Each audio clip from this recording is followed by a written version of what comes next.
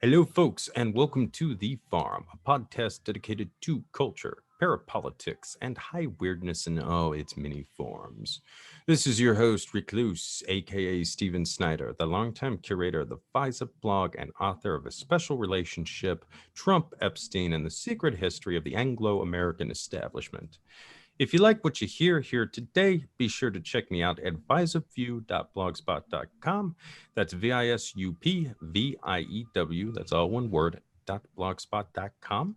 And procure a copy of that book and my other works at the Farm's official store, which is at thefarmpodcast.store. That is the Farm Podcast, all one word, .store. And please consider signing up for the Farm's Patreon. You get 2 additional full-length shows per month. That's between 3 and 4 hours of bonus material with exclusive guests and content. All right, we've got 2 guests with me for this outing. One, the ultimate repeater, the other, a newbie. As to the latter, he's a bit of a jack of all trades. For our purposes here, he's coming to us for his expertise in cryptocurrencies. Folks, I give you guys Clay Vandiver. Clay, thank you so much for dropping by tonight, sir. Oh, thanks, Recluse. It's a true honor, and we've talked about doing it for a long time. So I'm honored to be on the shoulders of giants on the show with you guys. Well, thank you very much, sir. And for those of you at home, this is Samuel Corwin's brother. We've had Sam on here twice already, one on a subscriber show with Edmund Berger, and another time discussing his band Corwin Trails. So, a bit of a family affair with these guys. All right. Also joining us here is my favorite repeater, Mr. John Brisson of We've Read the Documents. John, thank you so much for joining us again tonight, sir. I'm glad to be here as always, Recluse. It's a pleasure to be here with Clay. This is one of my favorite topics. And, I hope you guys aren't sick of hearing me on the farm because I really love being here. So it's a good time. Yeah, we love having you here, John. And this is definitely a really topical one here, hopefully, as we might be going into another bull market by the time this show comes out. So, yes, on that note, this show revolves around the mysteries of cryptocurrencies. We've already discussed this a bit on the farm in recent months, and it's certainly been making headlines of late. But today we are taking a deep dive into crypto. We're going to explore some of the key concepts, its revolutionary potential, current events related to it, and the future of the global financial system. No short order that. All right. In other words, I think we've got the right people with me to help navigate these uncertain waters. So let us start the voyage here. All right. First off, Clay, let's get into your origin stories theory of Bitcoin. I know John is already going through this in a couple of venues, including the farm, but let's hear your take on it for the kids at home.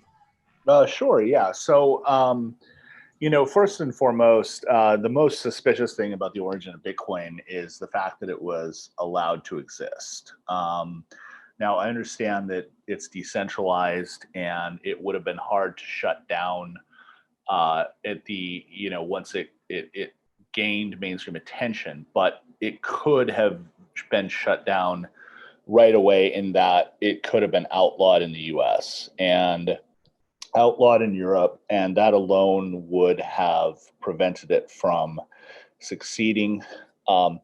So there's that, of course. And that kept a lot of people from investing in Bitcoin for a long time, and rightfully so, because it was essentially a currency that was created out of thin air, however valid it is and however anti-inflationary it is. So, the interesting thing about Bitcoin is nobody knows who Satoshi Nakamoto is. And just to get in the history of that, it came out of the cypherpunk movement with people like Hal Finney and others who had kind of fantasized about a currency like this that involved proof of work and complex ciphers that we know as mining. There were a couple digital cash technologies that were predecessors to Bitcoin, starting with eCash, which is the protocols of David Chaum and Stefan Brands. And this just followed the idea that solutions to computational puzzles could have some value, i.e. mining. And that idea was pioneered by Cynthia Dwork and Moni Naor in 1992. and it was independently rediscovered by Adam Back, who developed Hashcash, a proof of work scheme for spam control in 1997. The first proposal for distributed digital scarcity-based cryptocurrencies was Wei Dai's B Money and Nick Szabo's BitGold. Hal Finney, who we'll get into in a second, developed reusable proof of work using Hashcash as its proof of work algorithm. So those are kind of the key people at the outset of it. To me, the most important person here is Hal Finney, for a number of reasons. I think if you were to ask me who Satoshi Nakamoto is, I think it was a team of 5 to 10 200 IQ super programmers like Hal Finney. I do think Elon Musk was probably involved. I think Peter Thiel probably financed it. And you had some of the coders from PayPal maybe involved with it. But I think Hal Finney was the brain trust behind it. I don't think there's, in my mind, there's any question about that. And also, I don't think that Elon Musk or any of the other people had his skills as a cryptographer. Obviously, all those guys are amazing coders. Elon Musk is an incredible coder. I mean, it's argued that he was the brains behind the structure of the code for PayPal, and I think that's probably true. As much as I don't like him, and we can get into Elon Musk later, I can't argue his genius. He's no question a 200 IQ guy as well. So I think that Peter Thiel financed the operation. Hal Finney and Elon Musk and a few others, maybe probably. I don't think Wei Dai was involved, but I think Adam Back might have been involved as well. David Chaum and Stefan Brands could be involved as well. There's rumors that Gavin Andreessen was involved. But I do think the two people that I definitively think were at the table were Elon Musk and Hal Finney. So Bitcoin began in 2008, right after the housing collapse. And I don't find that to be coincident. I find that to be too coincidental for comfort. And the question is, why was Bitcoin created? Was it created as a decentralized ledger for trustless transactions that we know it to be today, to be a safeguard against inflation pushed by the Fed? And yeah, that would be what we would all want it to be. But I don't think that's the case. I think it was created in 2008 by either the CIA or the NSA to create a vacuum, a currency vacuum. And what I mean by that is to create another artificial means of currency distribution for the world. So my theory is that we're going to see what's called the Great Cash Flush, where the Fed is going to invest into Bitcoin. All central banks are going to invest in Bitcoin and multiple central currencies, because that is the only trick they have left in their bag. Fractional reserve lending has reached its zenith point. It has maybe 5 to 7 years left at its current state, maybe. And we can get into that as well, and some theories I have. But there's no question that with 2008, they saw the writing on the wall. The derivatives market was out of control. It got into the quadrillions. And, the bailouts were very questionable in that how much of the debt did it really bail out? How much of the debt was in the off-the-grid economy versus the regular economy. And I think that's where Bitcoin really comes in, is it's a money vacuum, not only for the Federal Reserve and the legitimate economy, but also the off-the-grid economy. Recluse, what you talked about, and John, you talked about, like the Golden Eagle Trust, the Golden Lily Trust, the off-the-books gold of the Nazis and the Japanese and the drug trade. And I do think there's a separate banking system for that economy as well. And I think it actually feeds our economy and props it up. That is my theory on why Bitcoin began. And it makes sense that it happened in 2008. And it happened in 2008, and it became kind of the people's currency, even though it didn't get a lot of traction. And it, it followed, of course, or it was a precursor to the AstroTurf movement or what we all know to be AstroTurf now, Occupy Wall Street. So it's important to emphasize too that Bitcoin was launched on 4chan. 4chan is, big for a lot of this stuff. The anonymous movement came out of 4chan. A lot of prominent alternate reality games, including Cicada 3301 and QAnon, have been heavily promoted on 4chan over the years. It's a significant cultural shaper. 100%. And 4chan was a mouthpiece, and it makes sense because 4chan is seen as kind of like the people's forum, the people's message board. There's no censorship, at least there wasn't back then.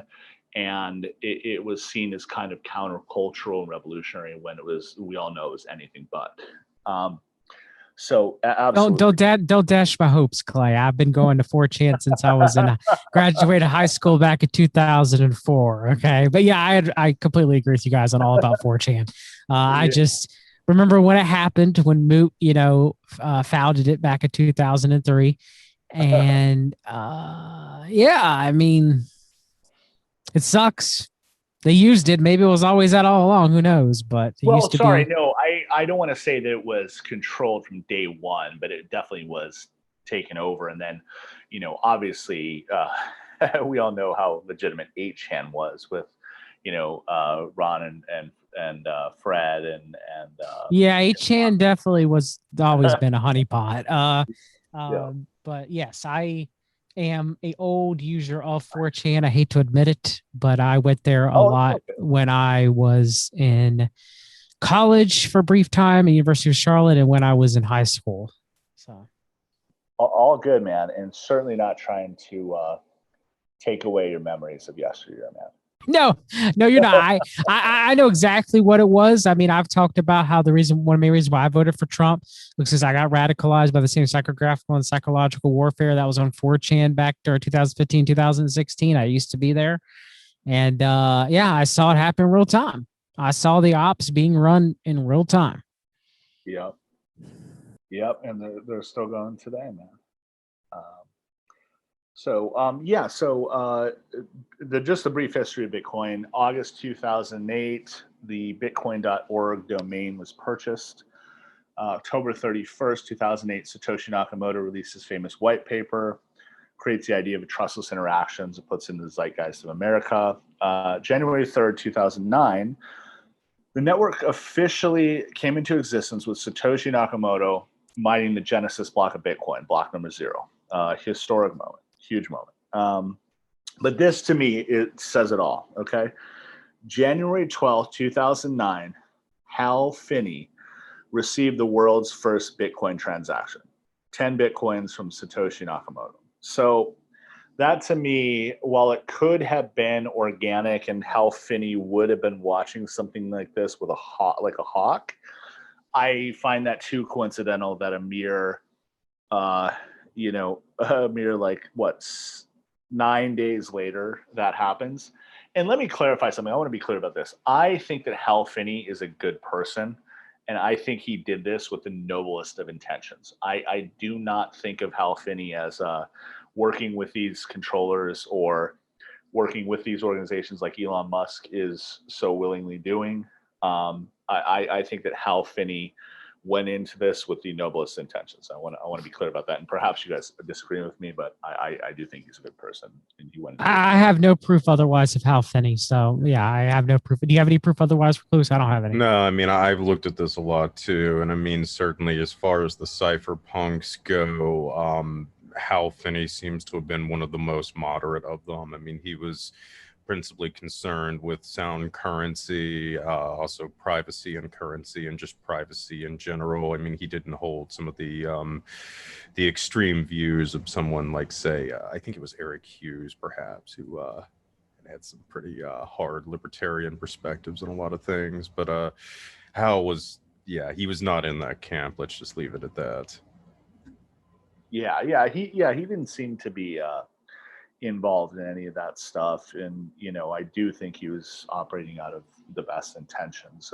Perhaps we'll see otherwise, but I mean, maybe, but I mean, again, Finney was in the last years of his life before he died from ALS, Lou Gehrig's disease. He was getting, exhortation demands for Bitcoin and threats and stuff like that and everything. And then he died of complications due to ALS. So he sold supposedly a lot of his Bitcoin to try, because his medical expenses due to ALS. So, I mean, if anybody knows anything against Hal Finney, let me know. But out of all the whole group, if we're talking him against Thiel or Musk, he doesn't seem that, compared to them, he just seemed like a guy who liked writing code. Well, frankly, though, a lot of people compared to Peter Thiel would seem like okay people, though. So, I mean, that's not really saying a lot, John, but I get what you're saying, man. That is true. Yes. Yes. But yeah, I mean, I dig what you're getting at here, Clay. And I mean, I can definitely see kind of a hypothetical chain there. And I mean, to kind of go back to the circumstances surrounding the creation of Bitcoin, again, you had the 2007 financial crisis. And I legitimately think that this was a major national security concern to the Pentagon and some of the 100%. Intelligence services. I mean, I do think 100%. That it was much more severe than the public was let on and had come very close to causing serious damage to the United States. Mm-hmm. So I don't think that you can discount the hypothetical possibility that some elements within the national security apparatus believed that we needed an alternative to the current financial system that had nearly brought the nation to ruin. So perhaps maybe they reached out to a private company like Palantir, let's say. Maybe they kind of on the side started to work on something like that and gradually seeded it into the public through something like 4chan, hypothetically, of course. Yeah, absolutely, man. And there's some really suspicious things that happen after Hal Finney's transaction, which could have been noble from his end or whatever. This is where it gets really weird. August 6, 2010, there was a major flaw spotted in Bitcoin's code. So for 2 years almost, you did not see this flaw that was spotted in Bitcoin's code, okay? And before then, transactions weren't properly verified before they were included in the transactions log or the blockchains, which let users bypass Bitcoin's economic restrictions and create an indefinite number of Bitcoins. So there was some hacker in the reason why it was found on this date of August 6, 2010, is there was a hacker who created, I think it was 143 billion Bitcoin, and that's how it was spotted. But I want you to think about this. If these guys created the code, and let's say the code was handed to Peter Thiel when it was finished by Finney and Musk and others, and then Thiel took the code to another group to put a backdoor Trojan horse into it, which this could have been, and it wasn't discovered until 2010, that's almost forgive me, that's a year and a half, but still a long time. Because Bitcoin didn't go live until January 3rd, 2009. That's still a year and a half that the military or whoever created this would have had to create artificial Bitcoin and put it into cold storage. Okay? I want you to think about that. And yes, they could, the new code could have prevented that, but maybe not. And just think about that for a second, okay? So there's that, okay? And then my favorite, June 19th, 2011, the infamous Mount Gox hack happens. and it wipes out 850,000 Bitcoins, which was valued at $450,000 at that time, with only $200,000 in Bitcoin being recovered.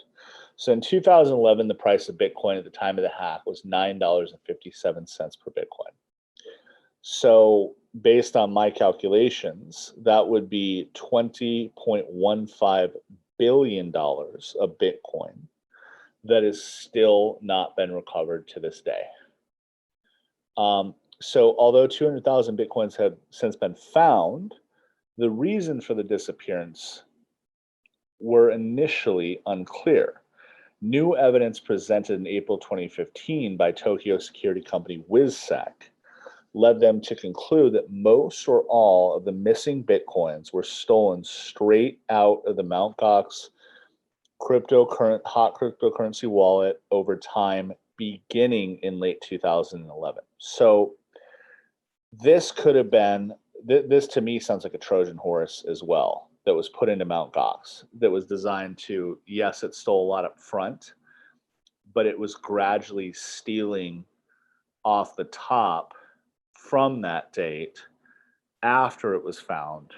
And, you know, it was siphoned out of Mt. Gox. So the Mt. Gox hack, no question, stunted the adoption of Bitcoin. It reinforced all the stereotypes that Bitcoin was an illegal currency. Bitcoin's going to be shut down by the government. Bitcoin's so prone to hacking. So it kept it off the grid to ordinary investors, right? And it's my theory that the Mt. Gox hack was an operation, probably by the NSA or somebody else for that very reason, but also to siphon that money out through the Trojan horse. And you know, we'll get into kind of who Jed McCaleb is, the founder of Mt. Gox. And look, I want to be clear. You know, this is a hypothetical situation. You know, we're not here to convict anybody without evidence. But there is some very curious things about Mr. McCaleb. So Jed McCaleb went to Cal Berkeley, got his degree in computer engineering. And he is the founder of Ripple and also the founder of Stellar Lumens. And if you know Stellar Lumens, it has a blatant ring of Saturn, you know, for lack of a better term, Illuminati logo on it. Which a rocket to the moon, baby. Yep. Yeah. And, you know, Ripple and Stellar are two of the most rigged coins in that they're working with all the major banks. I mean, you can think of Stellar Lumens as essentially the Ripple for the developing world. Clay, you know so much about crypto, man. I can't finally somebody to talk to about this. Like, you're knocking it out of park, man. Mostly everything you're saying is what I think. Okay. So I didn't mean to interrupt you, but I got something to say real quick. Okay. So please. Have you seen the QAnon community and how they just embrace XRP and they're like the XRP army and how they're pushing it? You know, the most New World Order of all New World Order coins, right? Like, you know, there's certain they embrace Ripple. Oh yeah, I mean that just tells you. Yeah, it's really interesting. You know, we'll probably get into this a little bit later. I mean, how alternative communities, quote unquote, have been used to promote a lot of the cryptos, especially since 2015. But something else, you know, I'll point out about Ripple while we're on this topic is that another one of the major investors in it was Matthew Mellon, who was a member of the infamous Mellon family of Pittsburgh. I mean, of course, if you've read any of my blog or any solid history sources, you know that the Mellon family has been at the center of American power since at least the late 19th century. They have had numerous family members tied up in intelligence over the years. They've backed all kinds of movements. It's especially interesting to note that in terms of the abortion issue, I mean, they've funneled tons of money into both sides of the debate. Planned Parenthood on the one hand, and then the other hand, Richard Mellon Scafee has, you know, did so much to promote the, you know, anti-abortion movement.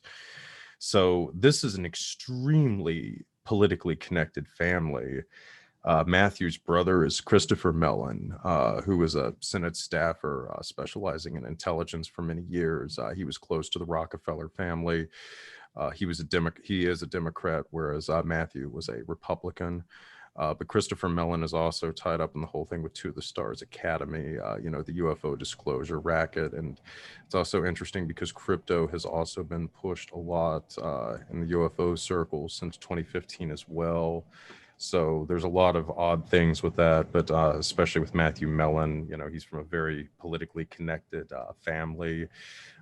His uncle as well, I believe Jay Mellon, if I remember correctly, but that's another interesting character. He raised Christopher, and this particular uncle has been in various schemes of tax evasion and avoided charges with the U.S. or been trying to avoid charges from the U.S. government for a number of years. So there's a lot of interesting things about this wing of the family, and the fact that Matthew is right there in crypto prior to his mysterious death, and I think it was 2018 or 2019. Well, it's very interesting, and it's another indication of the kind of power that's been backing Ripple and the curious methods that they've used to spread it. So anyway, Clay, I want to pass and to circle back to our previous show, Recluse, Founders Fund Peter Thiel invested heavily in the beginning of Ripple. Yeah, Thiel was another guy who was heavily involved in it too. So I mean, it's it's just incredible the amount of power that's going into Ripple, which is probably why you see the Q movement pushing this so much. Why they're in the process of stopping the adrenochrome drinking baby killers. So. Well, I thought I knew everything about Q, but I did not know they were pushing the XRP army. If you are not already suspicious of QAnon out there, if you're listening, that should make you more suspicious than a lot of other things. Oh, very much so, Clay, because if you go on Twitter and you look who's doing the hashtag, there's actually, I can show you that they made a graph, like a Pepe meme graph of like the different QAnoners have been on 8chan or 4chan. And one of them literally is the XRP Pepe. Oh my God. XRP army, brother. I mean, all the banks are going to use XRP. It is their coin. Okay. So yeah, I mean, our guys, right? I mean, and and I gotta, again, I know that this kind of stuff seems, somewhat ridiculous to quote unquote normal people. I mean, the whole notion that something like 4chan could be used by a cryptocurrency to promote it, and then via something like QAnon. But I mean, the degree of cultural influence that a place like 4chan has, again, really cannot be underestimated. And if you don't think that it could create a significant movement, then just look at the freaking Anonymous Collective if you think otherwise. So yeah, you can definitely do some stuff on a board like that, and then you get on top of that, I mean, some kind of alternate reality game like Q going that's also playing into this stuff. I mean, you can do a lot to promote this kind of stuff through these means, which is again why so much of the entertainment industry uses ARGs now to promote so many TV shows and movies and video games. These are the types of methods that Hollywood uses to promote this kind of stuff. And I mean, it's being applied to things like cryptocurrencies in a very, Machiavellian fashion, quite frankly. 100%. Recluse, are we allowed to curse on this show? Yeah, go for it, bro. Okay. I just want to say something, and I think we are all in agreement, and you guys were essentially saying as much. Fuck those Mellon brothers, man. Fuck them. All right. They're scum and they're dirtbags. And the fact that they're here infiltrating these communities for devilish means, and I don't use that word lightly, they're scum, man. Fuck them. And I mean, this isn't a new thing either. I mean, you've got obviously the great William Mellon Hitchcock, Mr. Billy, who was so instrumental in, establishing LSD as a major counterculture fixation, going back to his sponsorship of Timothy Leary, up through his time serving as the banker for the Brotherhood of Eternal Love, which was the largest LSD syndicate in the world by the end of the 60s. And then you've got good old Richard Mellon Scafie, the man who helped finance a lot of the modern conservative movement. So, these guys, they play both sides and they do a lot of astroturfing. This family is very good at it. Yeah, and one last thing, and I'll give it back to Clay, is two things. One, I should have said this last podcast too. Nothing we're giving out is not financial advice. We're not financial advisors. Do your own research or whatever. That's the first thing. Second thing is Clay and I both lean right in our beliefs. And I believe it's one of our jobs, and I think Clay would agree with me on this, that we have to hold the feet to the fire, the people on the right, like Peter Thiel, and that claim that they're for us when they're anything but. And the same with the Mellon family too as well. 100%, John. And thank you so much for bringing that point up, because Peter Thiel is, I would argue, he's somebody without beliefs. He claims to be conservative, claims to be Republican or right wing, but he's all but one thing: control. And he is polluting the things that we believe in, hold dear, in all of his actions. And there's nothing about him that is redeeming at all. And thank you for saying that. I really appreciate that. Thank you for not being afraid to speak out against people. There's many people that like to play rah rah go team, and I don't like that. So no, not at all, man. This is too important. This information is vital that we get out to the public. So thank you, my friend. So yeah, let's get back into Jed McCaleb. Okay, went to Berkeley. Could have easily been recruited by the CIA, like I believe that Sergey Brin and Larry Page were. I don't believe that Google is organic at all. Nothing about Google is organic. Eric Schmidt is 100% a CIA agent. Everybody who has looked into that knows that. Anyway, I don't want to get on a Google tangent here, but Jed McCaleb, okay, so he founded Mt. Gox as a trading site for Magic the Gathering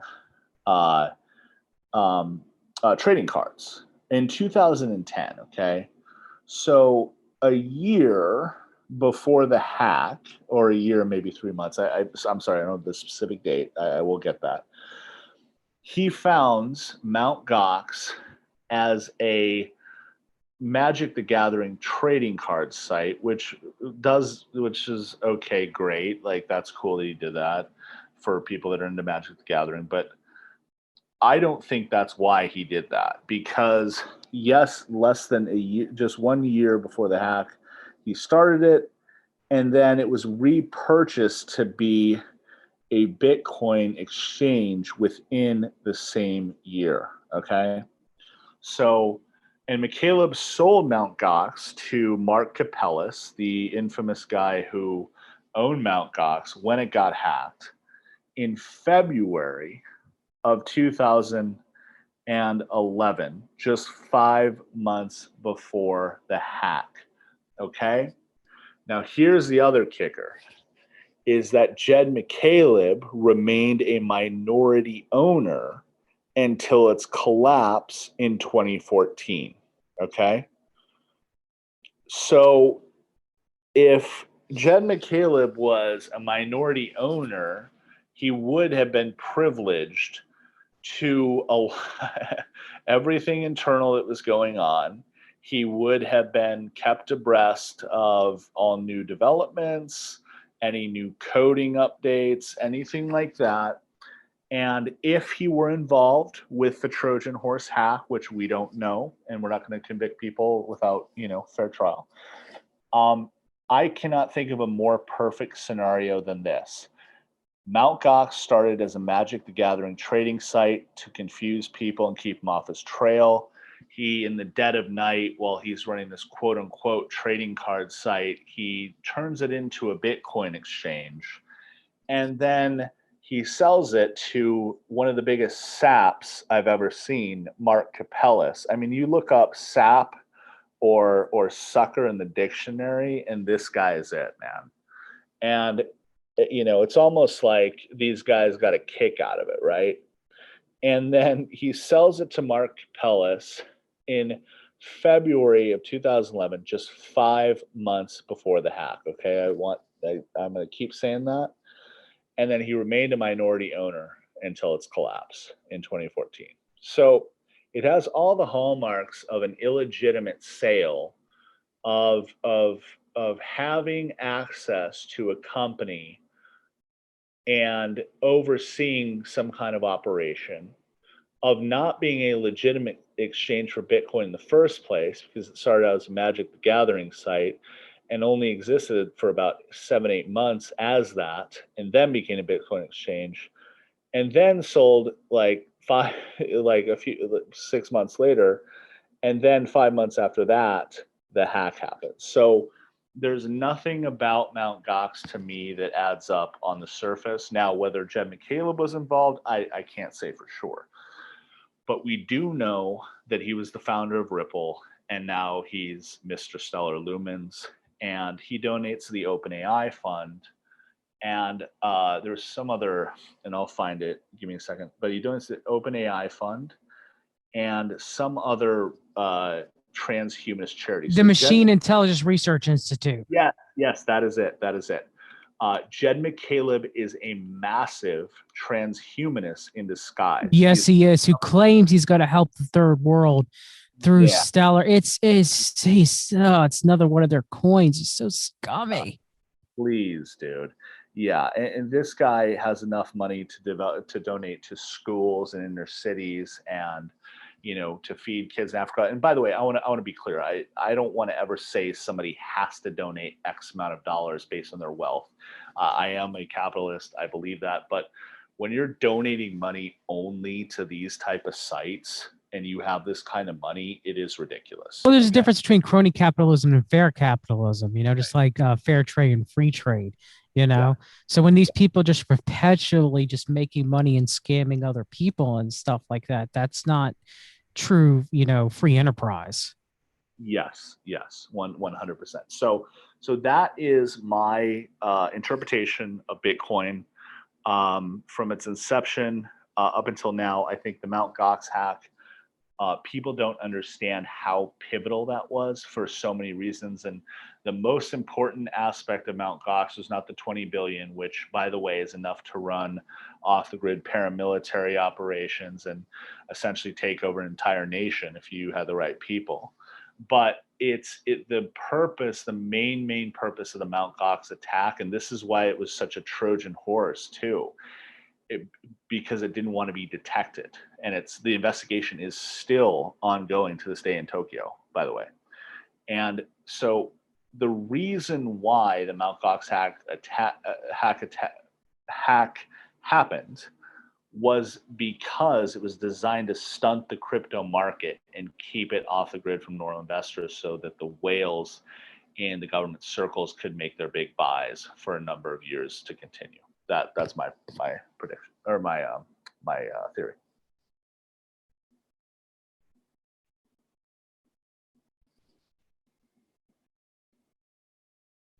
Guys, you there? Yeah, sorry about that. Oh, okay. No problem. No problem. All right. Yeah. Just doing my Bitcoin spiel. So. Okay. All right, before we get any further into kind of murky history here of crypto, let's get a few of the concepts out of the way. So the basics. All right, so let's start off with the blockchain system and the whole concept of mining, which occurs on these chains. Clay, John, do one of you guys want to take the lead and explain that to the kids? I'll go ahead and let Clay. Well, I guess we could talk about the difference between proof of work and proof of stake. But go ahead, Clay, you start, and then I'll add to it. Okay, cool. Yeah, so you just want me to talk about proof of work mining? Yes. Yeah. So, and then we can discuss, the next evolution of that, which is proof of stake. Yeah. I'll let you take proof of stake if you don't mind. But yeah, so proof of work is how Bitcoin operates. Basically, for a Bitcoin transaction to happen, it has to be mined. So I'm just going to start from square one. Let's say I buy $500 worth of Bitcoin. And I mean true Bitcoin. I'm not talking about, let me phrase it a different way. When you buy off Coinbase, you're getting custodial Bitcoin. You're just buying their Bitcoin. Those transactions, and correct me if I'm wrong, John, those transactions don't need to be mined like normal ones, right? What were we talking about, Clay? I'm sorry. Oh, I'm talking if you buy Bitcoin off of Coinbase. Yes, those have already been mined and they're owned by the exchange. Yes. And then you take ownership of them. Some exchanges you don't take ownership, like Robinhood, for example, but you'd have to move your funds off of an exchange into a wallet for it to be more safer. But yes, pretty much exchanges, how I always believed it to be so, I might be mistaken, but I always thought that exchanges bought just a large amount of currency. Yeah, no, that was what I was about to get into. Yes, they buy blocks and then they sell it, and then you're buying out of their blocks. I believe that to be true, and I believe that they're not like you. There's the power has already been used to mine it for Bitcoin, for example. Yes. So that's why I wanted to start from square one and talk about true Bitcoin mining is. So Coinbase, let's say they're buying $10 million of Bitcoin for their users to purchase. They'll make a $10 million buy. Before that purchase can be completed, it has to go to a miner. And another word for miner is work authenticator. I don't know what the official word is, but that miner has to crack the code essentially that allows that transaction to go through using cryptographic hashing technology.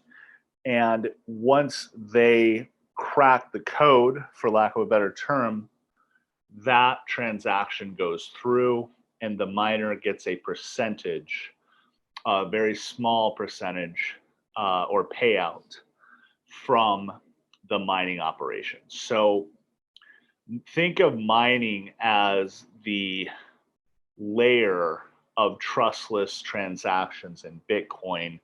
And that's what makes it decentralized, because if Coinbase makes a $10 million buy, it can be mined by a group in America like Riot Blockchain, or it can be mined by a group in Canada like Marathon Patent Group, or it can be mined out of a giant coal plant that powers a bunch of Bitcoin mining machines in China. And you don't know where it's being mined from. You just know that they're mining it and they're verifying the transaction. Yeah, supposedly Coinbase is paying a fee specifically to cryptocurrency miners. So yeah, they don't do any of the mining themselves. Just to let you know. I had to look it up to make sure, but okay. I was just using them as an example. I just wanted to make sure because I was like, wait, but yeah, I didn't think they did any of the mining at all. I knew better than that, but I just wanted to make sure we were right. So yeah, bad example, but yeah, I just mean that from a transactional point. That's what happens when a true Bitcoin transaction takes place that is on the blockchain, that is fully verified, and mined by the miners. So I hope that explanation works.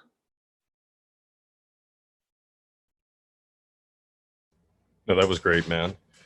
John, did you have anything else to add on that point? Not for proof of work or mining. The next there's many different types, but the next type we'll talk about the two biggest being used so far, which is proof of work and proof of stake. So proof of stake kind of it uses a lot less power, lot quicker. So proof of stake is you have certain validators, and sometimes it could be people using staking into what they call master nodes. So it's kind of like you have the ledger like you do for Bitcoin, and you have the miner serving the cryptography problems for different blocks to successfully do a transaction versus be successful in mine. But proof of stake is like you have these set validators for some coins. It could be master nodes, for example, where people, let's say they've bought certain amount of X of coin, let's say, $50,000 of a coin, we'll call it X coin, and they hold a master node at its stake, and they're getting a certain amount of coins giving to them for proof of every transaction to kind of like make it more of a consensus. Like it's way more, it's more efficient than proof of work and having, like all these centralized GPUs mining to solve complex kind of like cryptography puzzles to validate the ledger. So the first proof of stake coin was Purecoin back in 2012. The biggest current proof of stake coin is Cardano, which I am a fan of Cardano, which was founded by Ethereum co-founder Charles Hoskinson, and it's overseen by the Cardano Foundation, which is in Switzerland, which goes to Switzerland being the neutral country. It's very powerful. But yeah, I think proof of stake coins are more efficient. The transaction speeds of them are way more faster than proof of work. I think it's like 48 minutes for the average Bitcoin transaction, Clay, somewhere around there. It might be even higher than that. Yeah, something around that. Yeah. Where I think the average Cardano transaction, I think is, let me look, I think it's 5 minutes. Yeah. And then like you have Ripple, which is like a couple of seconds, like 8 seconds. The couples too, but like 8 to maybe 4 seconds for Ripple, somewhere around there. 4 to 8, somewhere around there. So yeah, proof of stake requires a lot less power because you have people who, they have, validators, and they're able to kind of like pin the blockchain, like so you can see the transactions that are going on, and they're kind of like the only. Sometimes some of the issues with proof of work, if I remember correctly, is proof of work. It's easier for them to attack kind of like the computation power that's needed. Like you could do an attack. I forgot what the exact terminology for it is, but you can slow down the validated network on a proof of work coin. It happens sometimes where it's a little bit more difficult for proof of stake because it's more spread out between different validators, different masternodes. But I believe you can still do a proof of stake attack, but it's kind of different. I think one of the main one proof of stake, if I remember, was like a double spending. But yeah, proof of stake coins are more energy efficient by far and are quicker than proof of work coins. One thing I want to ask, and I mean, correct me if I'm wrong, but the beauty of staking is that the way it's designed is that the more people, like it's staking is accessible to everybody in some way if you're on the right exchange and have the right amount of coins. Like I can stake Cardano and other coins on crypto.com by just holding it. So that's correct. Yes. on holding, not mining, which is definitely the future. And it's more accessible because you're a validator. So they have to reward you for being a validator. So that's usually how they end up doing it. And certain exchanges, pay a greater percent for the validation or for you holding, or certain wallets pay more. It's annual percentage yield and annual percentage rate. And some coins like VeChain, they pay you in their own, quote unquote gas, which they don't pay you VeChain, they pay you VThor, or Theta pays you T-Fuel for staking. And some coins require you to stake for a certain amount of time, and some coins you can unstake at any time and pay a penalty back to the coin itself, and you can sell your coins or do whatever you want with them. So in my opinion, proof of stake, hopefully one day will replace proof of work. I mean, Bitcoin really, in my opinion, and you might differ, Clay, other than it being the most recognized cryptocurrency in the world, even if Lightning Protocol comes out as a second layer and makes it more faster and more efficient, it still doesn't have as much use case as a coin like Ethereum with the smart contracts or Cardano. No, definitely not. I mean, Bitcoin, I don't want to say it will become a dinosaur. It will always be the gold standard of store of wealth, right? And by the way, I want to just clarify something. everyone thinks that Bitcoin needs adoption in the form of spending to reach new heights. It does not. Bitcoin was never meant to be spent. It is a store of value, and the only way that Bitcoin will be spent is when people have a shitload of it and they're spending satoshis, Yes. which probably 10 years down the road. So yes, I agree with you. Bitcoin is a bit of a dinosaur. Satoshi is a fraction of a Bitcoin. Yes, a very, very, very small one. But yes, to your point, yes, I agree with you. The coding in Cardano is absolutely superior to both Ethereum and Bitcoin to levels that are just incredible. And IOTA, once it gets out there, its coding will blow Cardano away if the claims are true, that it becomes more efficient with use, and it uses the efficiency to increase the scalability of it, which is debatable. But yes, long story short, you are absolutely right. Ethereum has way more use. So does Cardano. Bitcoin will merely be a store of wealth. That is it. I agree with you. So I guess to simply, just shortly sum up the two.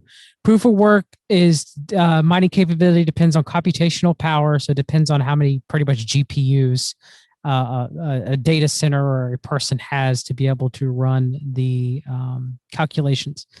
Miners receive block rewards to solve a cryptographic puzzle. And it's 51%. So hackers need a computer or like a group of computer power or computational power more powerful than 51% of the network to add a malicious block, causing issues to the blockchain of itself. Well, proof of stake is like I mentioned earlier, where validating capacity depends on the stake in the network. Validators do not receive reward per block, which I mentioned. Instead, they get a collect transaction fees per reward. And a hacker would need to own 51% of all the cryptocurrency on the network to do a 51% attack for proof of stake. But that's very rare to be able for someone to have that amount of, for someone, for example, to have 51% of Cardano. Yeah. Yeah, it'd be difficult for that to happen. But yeah, I mean, there's other cryptos as well, like DAGs. I think it stands for something a cyclic graph. Yep. Which that's even more complicated. I can't even directed a cyclic graph. So you have DAG blockchains. Which are even more very very efficient. Because blockchain has to go to node to node to node to node, where DAGs can skip. But yeah, I mean, there's more, but that we're getting off into the weeds, getting complicated there. But yeah, to your point, it's really really interesting to see the evolution of crypto and how fast it moves, and the new technology like DAGs. Proof of stake. If IOTA's claims are true, when when their new mainnet goes live and they become efficient with each new transaction, that is going to be utterly insane. And the transaction speed and everything decreases the more you use it. That's utterly insane. So it's really interesting to see these new developments. And one thing I want to say, yes, Bitcoin was rigged. Bitcoin was created by the government. At least I think it is. And I think that Agreed. all of us are at that point. But what they couldn't control is, it's like DARPA can't control the internet, right? Although they're doing a damn good job of it right now through social media, I will say. They can't control cryptocurrency. They can control Bitcoin. They can control Ripple. They can control Stellar Lumens and reserve rights and other coins like that. But Cardano is revolutionary. So is IOTA. So is Harmony. So is, sorry, forget me. I don't want to list too many coins because I don't want to forget the good ones. Chainlink.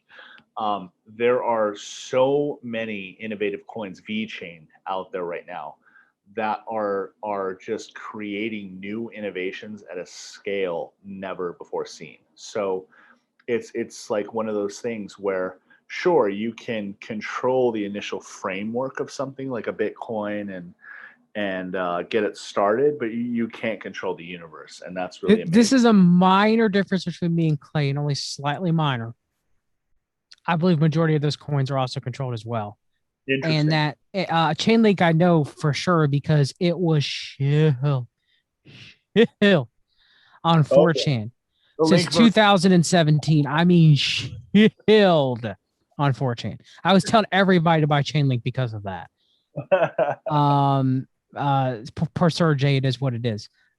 Sergey, but you know, in VeChain, as much as I'm invested in VeChain, I like VeChain. I mean, it's backed by the Chinese government. I'm plural here. All right. But I do believe that there are some cryptos that are, you know, made by the average person that try to get things done. But those big ones, slight disagreement with you. I think they're all controlled. Could be wrong, but that's just how I see it. I mean, they could be because they need the money to get started up, right? I do think that I don't think they're as controlled as social media. I'll say that, but I could be wrong. That's fair. I just know the Chainlink. I have inklings that it is because of the amount it was shilled on 4chan rivals XRP. Oh yeah, yep. The Link Marines, man, they're an interesting breed. All right, let's get into the mining component here for a second, because that's been in the news a lot lately, especially in regards to the whole controversy over the amount of energy it supposedly uses. So what are your guys' thoughts on that? Clay, do you want to start us off? Yeah. I mean, look, there's no question that Bitcoin mining uses a lot of power, but you cannot be an efficient miner and make money at it unless you have a green component to it, right? Like you can, you know, it's not like you can just set up near a coal plant and mine Bitcoin and pay the coal plant and come out profitable. You know, I know China does do that, but that's because they're not paying the workers anything. And you know, they have it's on such a scale that if we were to see it, I think it would blow our minds, and that it's able to be somewhat profitable. But yeah, so there's that. And also, you know, Bitcoin mining being bad for the environment is, you know, when you're seeing who the people are that are pushing this narrative, they're globalists, they're, you know, global warming cult members. And I don't want to get an anti-global warming tirade here or anything like that, but the thing about global warming, whether it's real or not, is the fact that it has an agenda behind it, and the agenda is clear. It's control. It's control of your power supply, control of your power grid, pushing smart cities, etc. And that is what is behind the narrative of Bitcoin, is they want to control who mines, how many people can mine. They use that narrative to stunt the growth of Bitcoin this past year, bring the price down. Elon Musk completely contradicted himself by saying that he thought Bitcoin mining was actually good for the environment, and then a month later, he curiously, right after he was on Saturday Night Live, and even more curiously, right after Bill Gates's divorce happened, which if you want to get into my theory on that, we can, but it's not related to this. He started shilling, pushing the global warming Bitcoin narrative. And, you know, if you want to talk about what's bad for the environment, let's talk about lithium mining, the current state of lithium mining. By the way, how dare you, Clay? How dare you? Now it's a completely 100% good. Them Tesla batteries are saving the world, man. Come on. And again, I'm not saying that I'm against lithium mining, but I don't like the way it's done now because it's not right. And there's a very good argument that a lot of lithium mining is blood lithium in Africa. And I mean, let's be real here. mostly all forms of energy come at a cost of human capital. All right. I mean, let's be real. Through one way or another, environmental or human capital. All energy forms have some sort of cost. Well, I mean, especially when you get into mining, and I mean, this is, something that's not really talked about a lot, but I mean, pretty much throughout history, if you've ever looked at this, mining has almost always been done by slaves or people kept in near, slave-like conditions, such as the company towns that prevailed in the United States during the late 19th century. And that's because it's really the only way mining's ever been profitable. It's extremely costly. And then on top of that, you have, usually it was very labor intensive. So, I mean, typically to get any kind of money out of it at all, I mean, you usually had to have people in very desperate situations to work it. So, look at the coal miners here, even in the United States. Yeah, that's that's what I'm kind of getting at. I mean, yeah, there's almost always a lot of consequences that come with mining. I mean, it's been a very bloody business for a very long time. Let's just leave it at that. All right, so let's see here. All right, so let's get into some of the different types of cryptocurrencies here.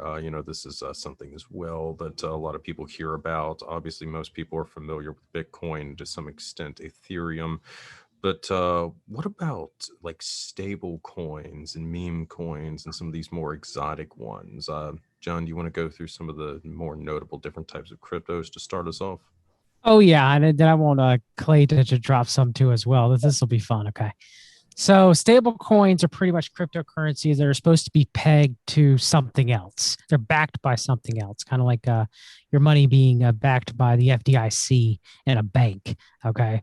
So you have commodity backed coins. I think it's like DGX coin is backed by gold, supposedly. And I know that there was one called Ajax with Ajax Pay that they were pushing at the Red Shill Expo when I went a few years ago. That was kind of like a CMP backed coin backed off of gold. So you have your gold backed stable coins. You got your fiat backed stable coins, which is like USDD Tether or USD coin. They're supposed to be pegged 1-to-1 to the United States dollar. So that's why, we go look, Tether's as close to a dollar as it can be, and they're supposed to be buying, I think it's pegged to Bitcoin, or is it pegged to fiat? What am I talking about?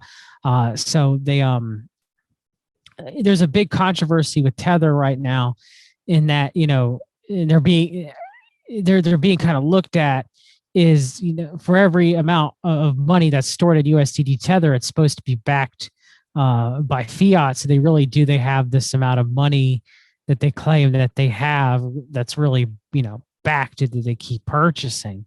So I don't know. And then you also have supposedly cryptocurrency backed stable coins like DAO, for example, which is pegged to Maker, which is a governance token used to control the supply for DAI. So you have these stable coins that people put their money into during rocky periods of the market because they're always set to be a dollar. If you for a fee, for example, let's say that you have $10,000 worth of VeChain, right? And the market's going down. So you buy, hopefully that amount or close to it in Tether, and then VeChain goes down 10 to 20% or even higher in a week or two. And then you take that money and you buy back more VeChain that you previously had beforehand, minus the fees of buying Tether and selling Tether, and the fees of acquiring VeChain again. So you might come up a pretty good profit. You'll have more VeChain previously that you had earlier by a good amount. So that's how these stable coins work. And they're also pretty much a way to store value. I believe that USD coin is safer than Tether, in my opinion, but none of them are perfect. They're unlike, I guess you could even say that the FDIC, they claim they, back up to, I think it's like $250,000 of your money in a bank. That's how much it is, right? $250,000 they claim. I'm off. Who knows if there's really some sort of major financial collapse if you're going to get your money, or if it's worth anything. So that would be stable coins. Was that correct? Pretty much everything I said, Clay? Oh yeah, no, absolutely. I mean, the one thing I would say about stable coins is that there's really little difference between them and fiat currency in that they claim to have the cash on hand. But what does that mean? Does that mean they have, like, does that mean Tether has, you know, 700 billion? I don't know what Tether's, I don't know what it's up to now, but yeah, do they have that amount in there? Can they really prove it? On them, or does that mean they literally just have to have that on their balance sheets? And that becomes a question of, is that a true representation of the dollar? And I do think that stable coins are going to be regulated big time because they're the biggest competitors to CBDCs, central bank digital currencies. And, they're not going to go away because I think Tether, a lot of people really like Tether because it makes really instant transactions. Do you think that Tether's going to fold? No, I don't. I think Tether will stay, but I think, the lawsuit that it recently had with the SEC was interesting. Yes. I thought it could have gone away, but they still weren't able to fully prove they have the money. No, they weren't, but I think they need Tether out there for the black market. They need, because black market people are not going to want to use CBDCs. They're going to want to use So Tether. You're telling me Tether's fractional reserve baking of crypto? Is that what you're telling me? I think it is. I mean, it's it's tied to fiat, so right. Okay, I just want to make sure that I got everything. I'm sorry if I misspoke. No. I said that Tether was back to Bitcoin. I have no idea what I was. I'm tired. So you have your meme coins now. One of the first meme coin that I know of, which was Dogecoin, and there probably were, I guess, first major meme coin, but there was probably meme coins created before Dogecoin, but it was created by Marcus and Palmer. And Dogecoin was a fork of Lucky Coin, which was a fork of Litecoin, which is a fork of Bitcoin. So pretty much it was just for them just to make a silly meme coin back in December 2013, right? They didn't really think it was going to be like what it is now. And I do believe that there is some weird Musk, Teal, PayPal mafia, like pushing of Dogecoin, and maybe they might have been involved in it with Marcus Palmer, or maybe Marcus Palmer's the front of Dogecoin. That's up for interpretation. But your meme coins really aren't worth anything. You got Trump coin. You have the spinoffs. So it's how many Dogecoins, Shiba Una, Papa Una, Baby Una, Baby Shiba. I mean, there's a million of them. All right. And I believe that they're mainly just pump and dump schemes for Wells to pump a bunch of money in and then, take the money out and the rug's pulled and whoever made the coin is rich and the Wells that were involved are rich, and it's the transfer of wealth pretty much for most of these meme coins. I mean, they don't call them shit coins for nothing. All right. Yeah. So those are meme coins. If you know what you're doing and you're watching out and you're not the last one holding the bag, you can make a lot of money. I made some money off of Shiba. But you just got to be careful because a lot of them are pump and dump schemes and rug pulls. And so rug pull is when, pretty much it's going up and then whoever created the coin, just sells off a majority of the coins that they have. Because most projects that are worth something, their coins are put into a wallet where it's burned, where the wallet is inaccessible. And there's many different techniques you can find out if the wallet is truly inaccessible or not, or coins are being taken out of the wallet or transferred or sold or bought out of that wallet. There's many different ways you can tell. But those are meme coins. Now, one of my favorite coins to talk about would be NFT coins or non-fungible token coins. So I'm going to discuss a project that I think might go somewhere. They really have to work on their coin because the coin itself doesn't really have an intrinsic value right now, but the platform does itself, and that's VV, which is a Comey.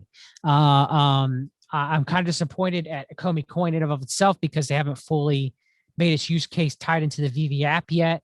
But you know, a Comey, you can go download the VV app. You can go with money, with gems. You can buy specific non-fungible tokens, which are pretty much in VV's case are these 3D rendered models, and some you can actually use VR, and you can use what is it when you have your phone project a something you can see, like a visual field. What is that called, like Clay? augmented reality? Augmented reality, yes. Yeah.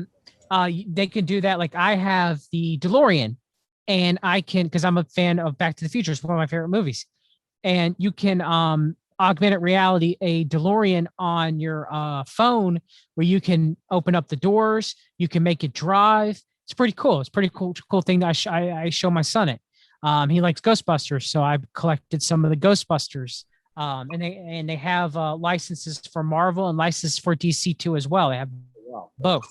And you can sell the NFTs that you buy on their market and make money. But there's not really a way to. Okay, you can't make money yet. You can.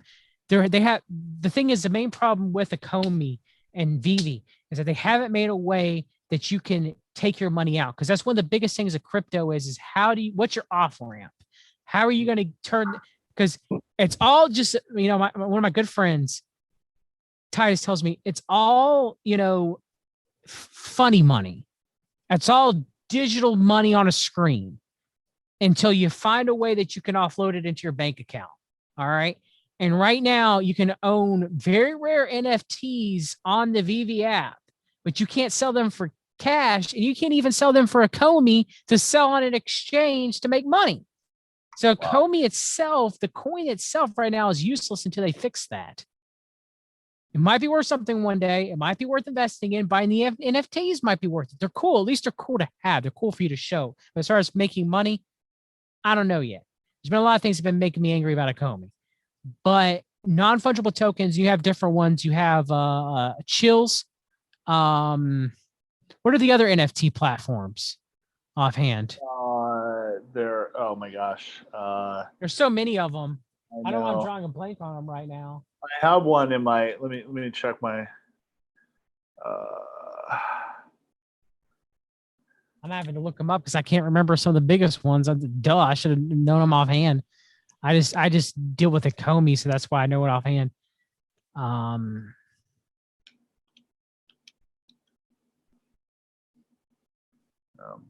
And also other coins are offering NFT platforms too as well. You'll see certain coins offer NFTs.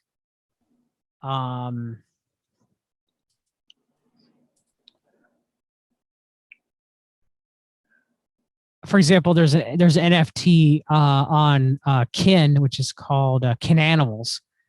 But yes, NFTs were crazed. The next biggest thing on crypto, the next biggest craze, if I have to suggest one, is going to be cryptocurrency games. Yes, definitely. That what's this? The sand game. Crypto. They use a sand.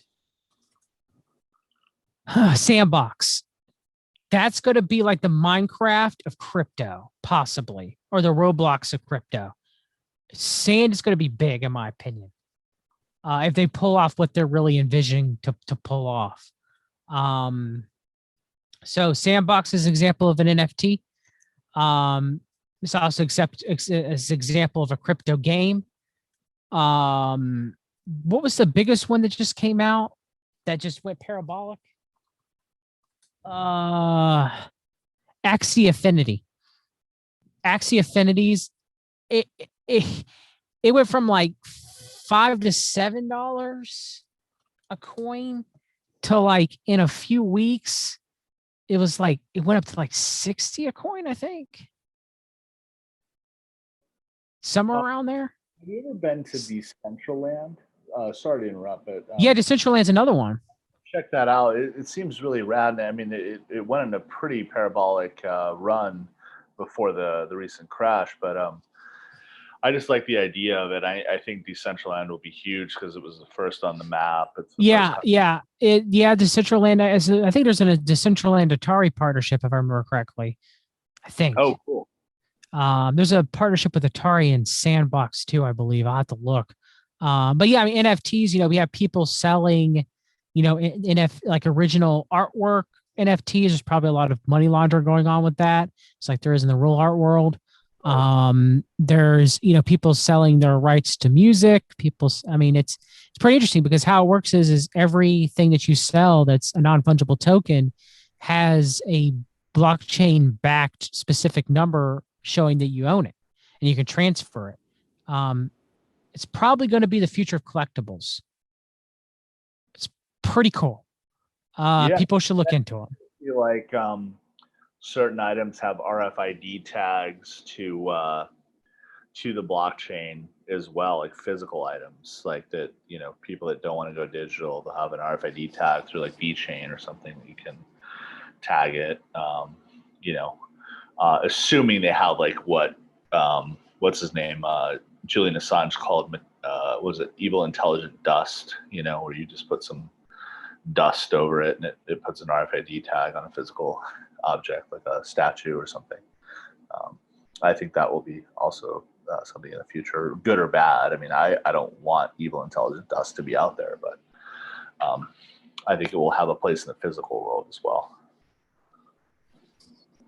But there's many different types. You have coins that are being used in a business section. I guess be the last type of coins I'll talk about, which are RFID tracking coins, like Clay mentioned earlier. So you have VeChain, you have Origin Trail, which has large connections to the World Economic Forum.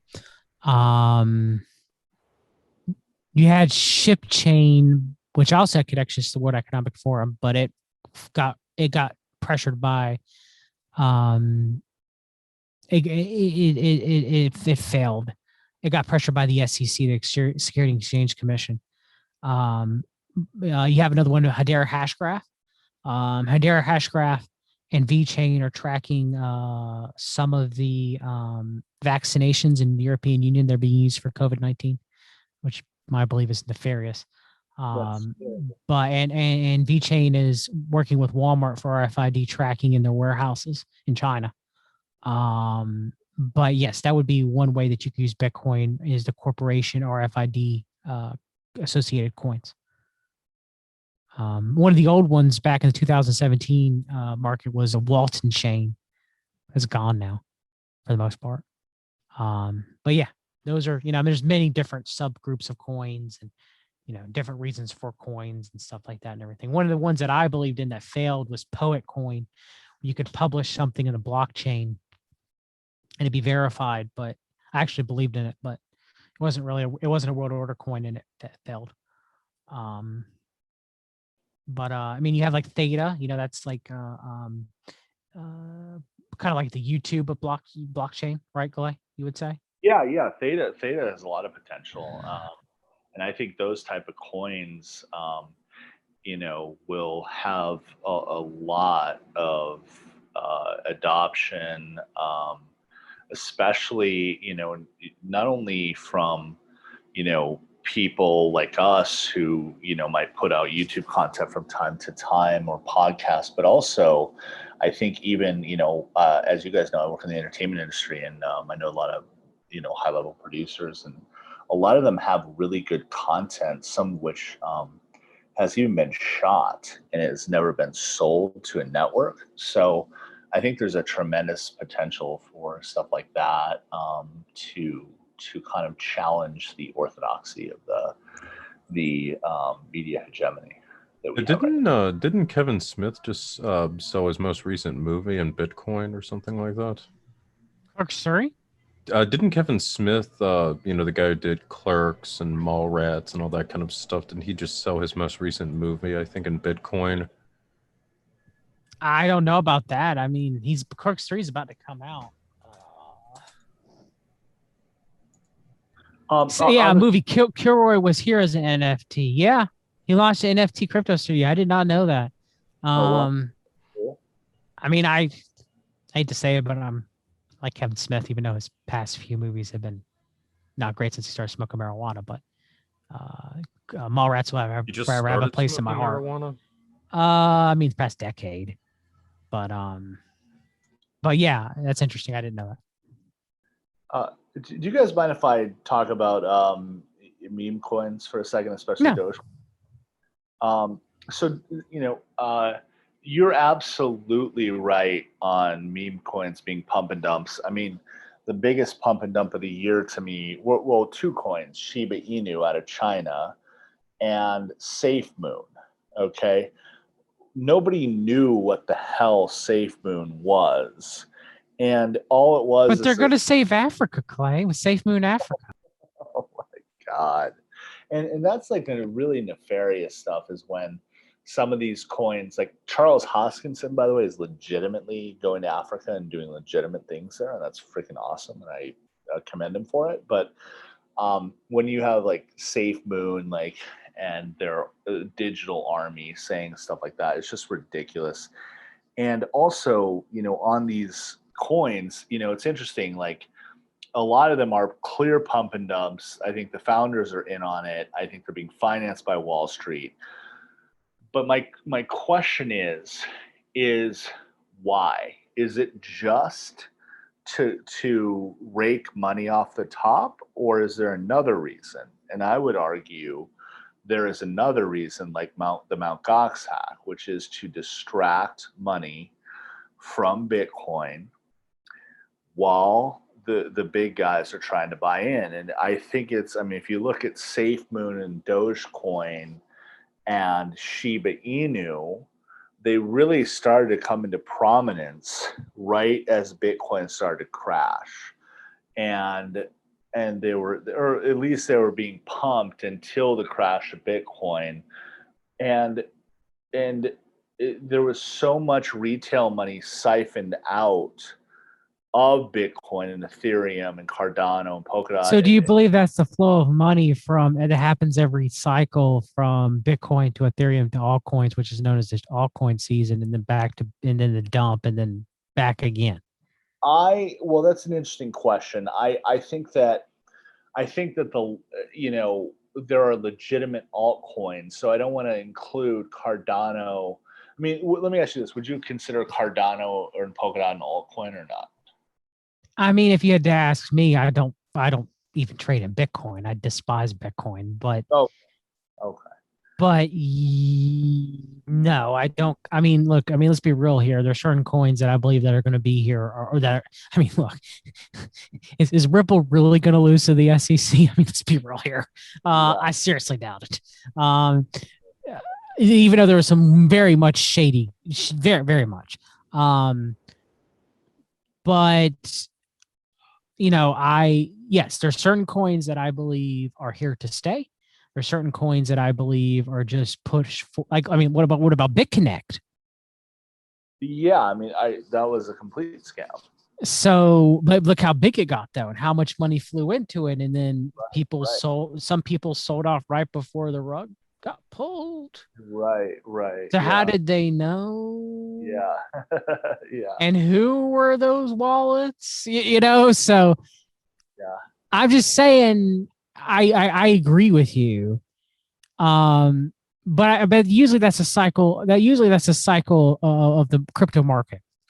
Well, Bitcoin to Ethereum to altcoins, dump. Bitcoin to Ethereum to altcoins, dump. Sure. I guess the difference this time is massive to me. Yeah, because this time it was funneled into a lot of coins that really had no use other than mimetic warfare, if that. True.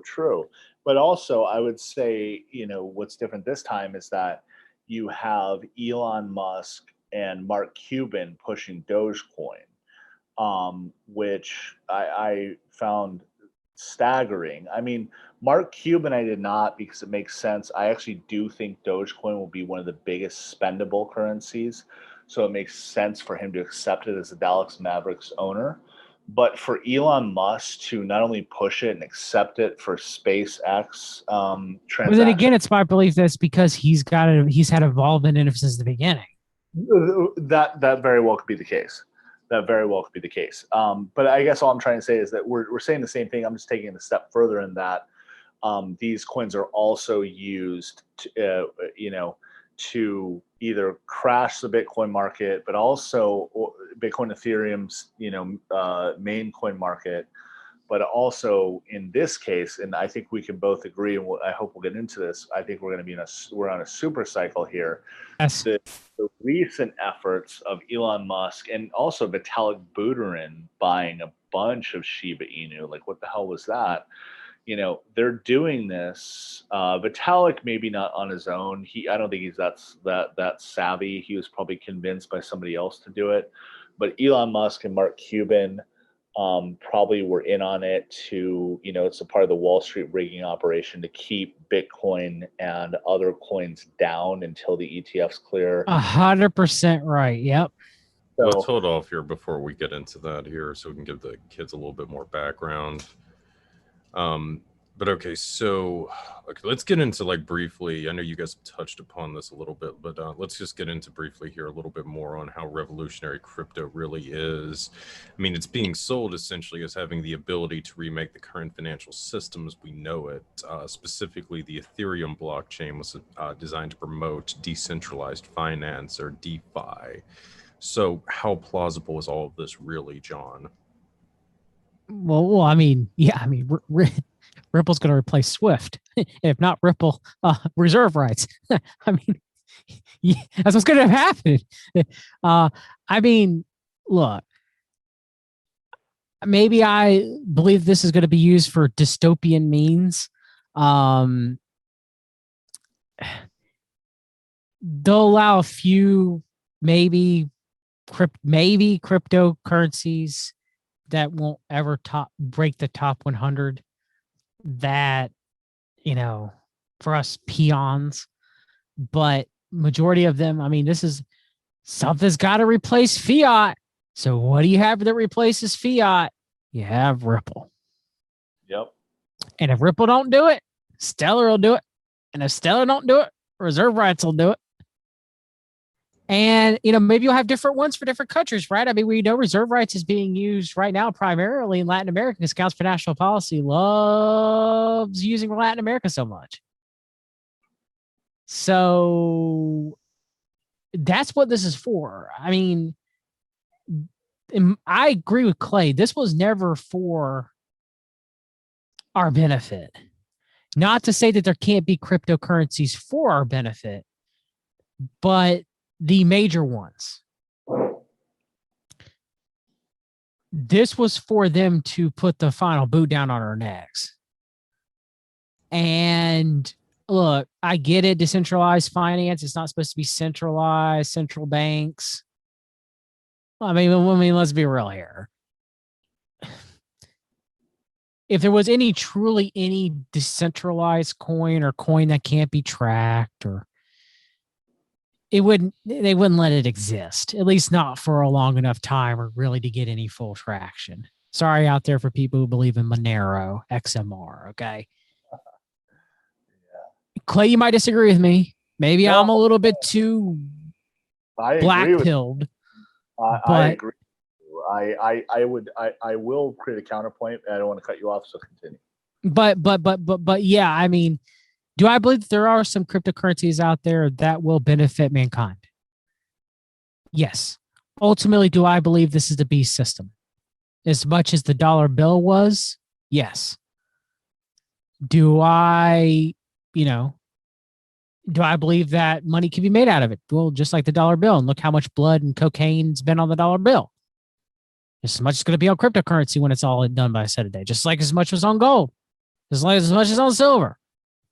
So, yeah, it's not good. But there will be some cryptos by honest people that have been made, hopefully, that will benefit some people.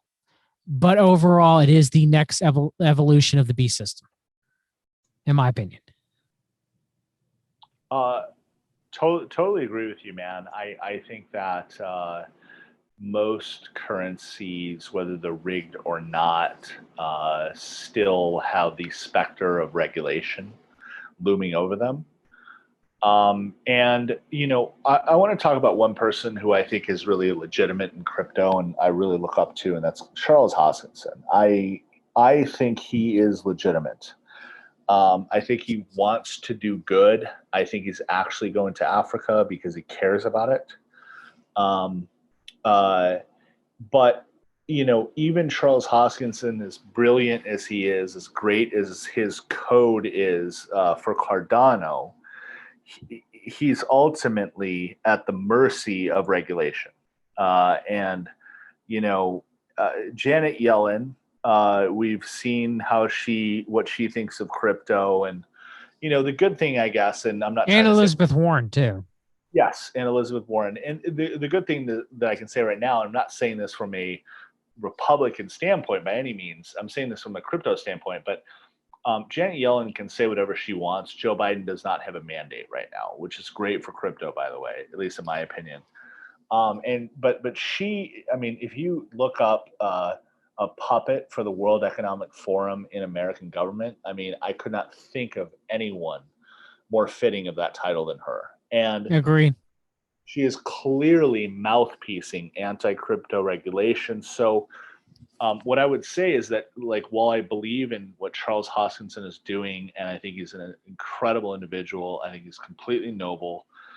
Maybe he's fooled me. I don't know. And by the way, I like Vitalik. I do think he's noble, but he's also kind of a Marxist guy, and he's kind of, I don't think he's really in control of Ethereum. He's very brilliant, but he's not capable of being a CEO. So I'm not trying to trash him, but I think he's one of the good guys. I really do too.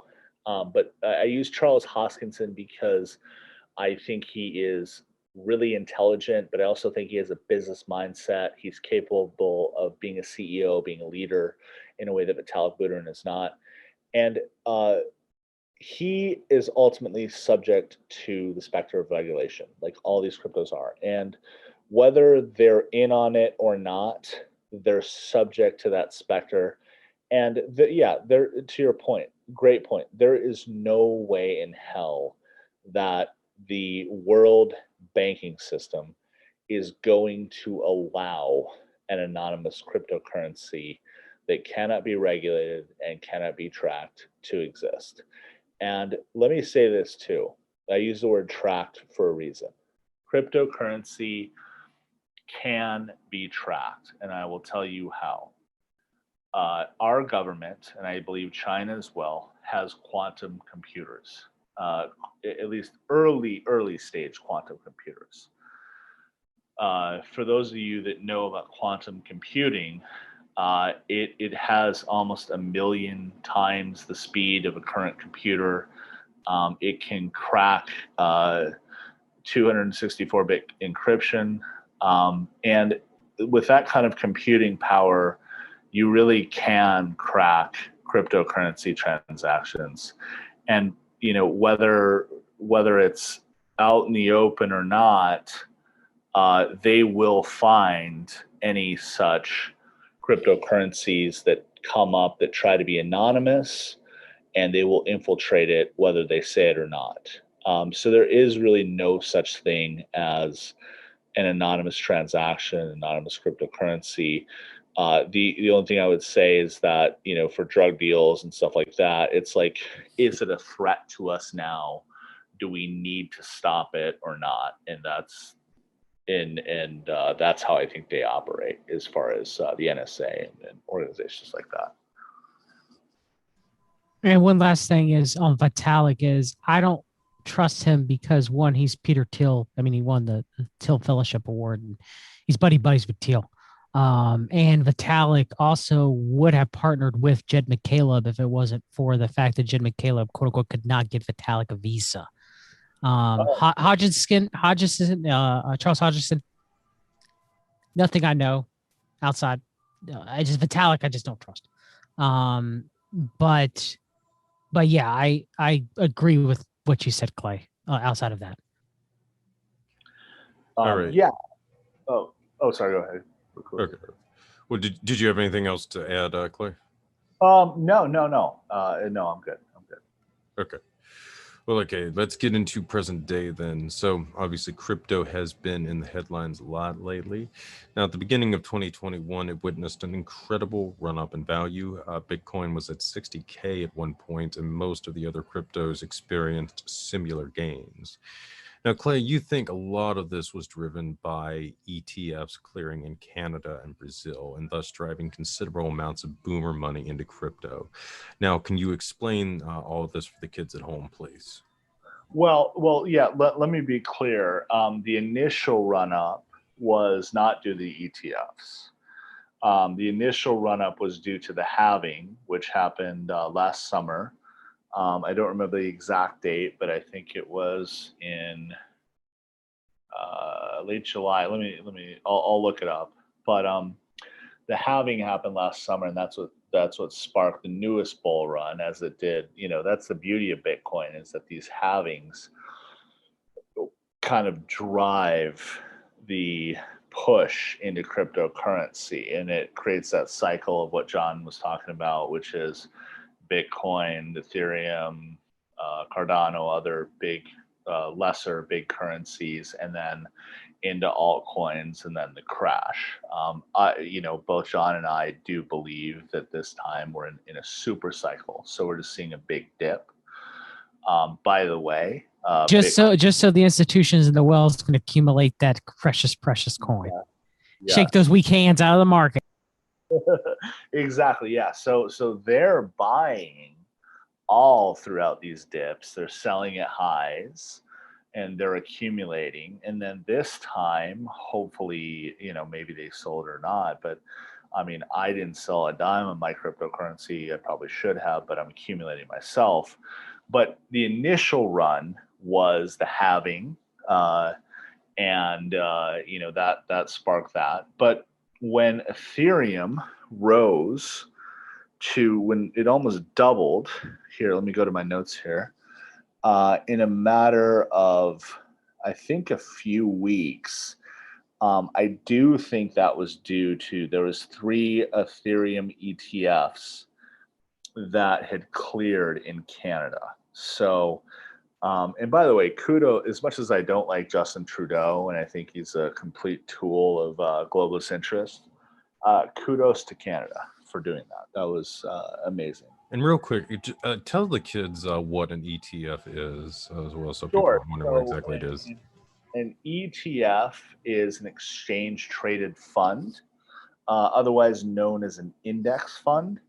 And what it is it offers exposure to a cryptocurrency or a commodity or an energy sector. So an example is, there's an index fund that most people invest in called VOO, and that's the ticker on the NASDAQ and the NYSE, and if you go to Robinhood, okay?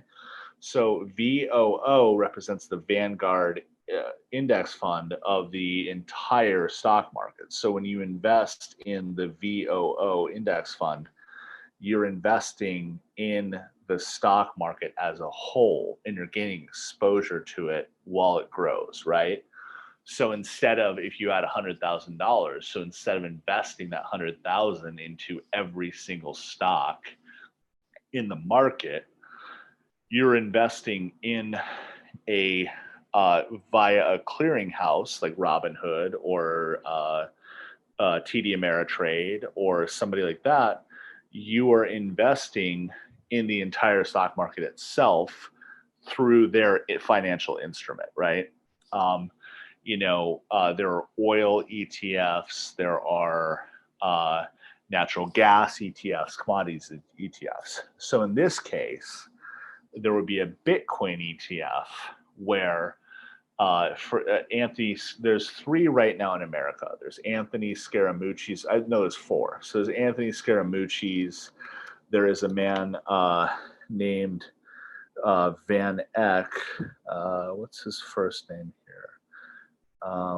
I'll get to his first name, and then There's Mike Novogratz is also pushing a Bitcoin ETF, and I can't remember who else is pushing the other one. So basically, it's a way for people that are not very tech savvy and who don't want to have a mobile app on their phone to go to Coinbase or to go to Bitfinex or crypto.com and buy Bitcoin themselves. They're going to call their broker or their financial manager and they're going to say, hey, can I get into this Bitcoin ETF? It's very similar to the Grayscale Bitcoin Trust. The only difference is that the Grayscale Bitcoin Trust is a trust, so they're not an official ETF. So you're trading through their trust, and forgive me for not knowing the actual difference, but there are specific legal differences with the SEC that allows them to operate in that way as opposed to an ETF. But yeah, so Canada, and thanks for allowing me to clarify that for everybody. On April 16th of this year, 3 Canadian ETFs cleared in one day. And then Ethereum on April 16th was around $2,163. It nearly doubles in about a month to $4,179 by May 12th. There's a lot of reasons. I mean, that month was very good for Ethereum. Bitcoin went on a decent run, but it's my theory that that run was caused by those ETFs clearing. So I think we're going to see a very similar run up, and I don't think we'll even see much bearish traction once those ETFs clear in America. And I think that's precisely why Wall Street's been rigging it down. And if you'll allow me time later, I'll get into my theory on Elon Musk and his involvement with it. But I do think that Wall Street's been rigging the market down so that people like Carl Icahn and George Soros and others can buy in at ultimate lows. And I mean, the big thing about the ETFs, as I know you explained to me, is that you're bringing like a lot of boomer money into the crypto market. A lot of people who wouldn't normally invest in this type of thing, at least beforehand. Yes, boomer money, pension funds, institutional type funds like that. So yeah, absolutely. Okay, so all right, you got into this a little bit. So with the different ETFs here in the United States, you've got Cryptocoin's Bitcoin ETF filing and the other Skybridge Capital's proposed Bitcoin ETF. So the Cryptocoin filing will be ruled upon on July 27th, which actually might have come and gone by the time this episode comes out. And assuming there are no more delays, then the Skybridge one is up on August 25th. But both of those dates have been pushed back before. So, Clay, do you think the holdup then is basically due to the fact that they're trying to get the money in? And do you think that there are going to potentially be further delays with the rulings on these? That's a great question. Yes, I do think the holdup was due to them trying to get the money in. I mean, it's really interesting. And John, I'd love to hear your thoughts on this, but how you're seeing the SEC work with the riggers on crypto. And let me offer a theory on that on Ripple. Everyone's asking, oh, why is there the Ripple lawsuit out there right now? Well, I would argue, I can't really take credit for this theory because I did see it on a YouTube video and it made a lot of sense. And I can't remember who the author is.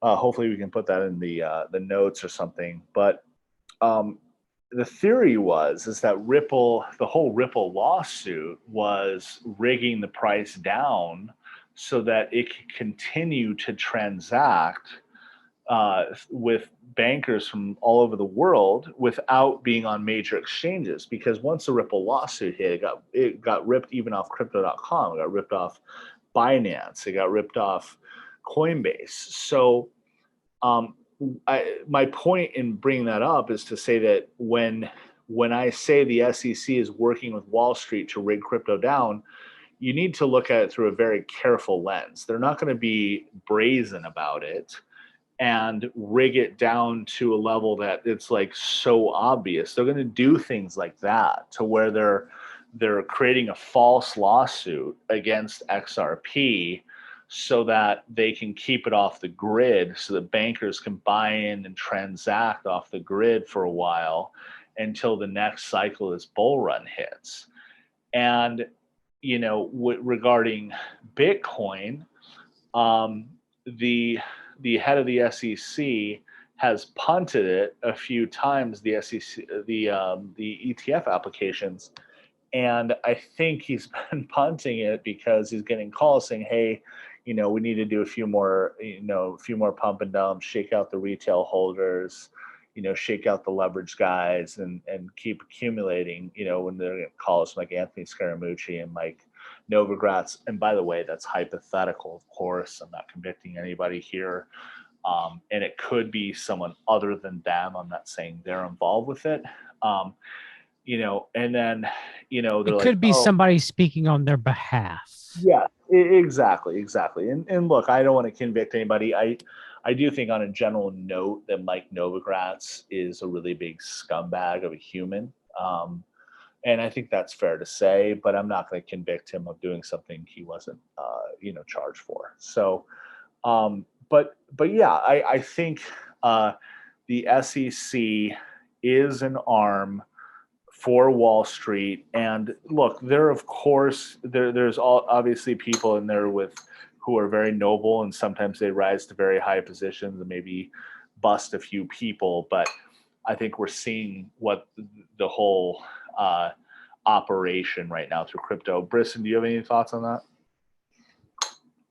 No, you pretty much, I couldn't say better myself. I got nothing. Thanks, man. So yeah, that's my thoughts, Recluse.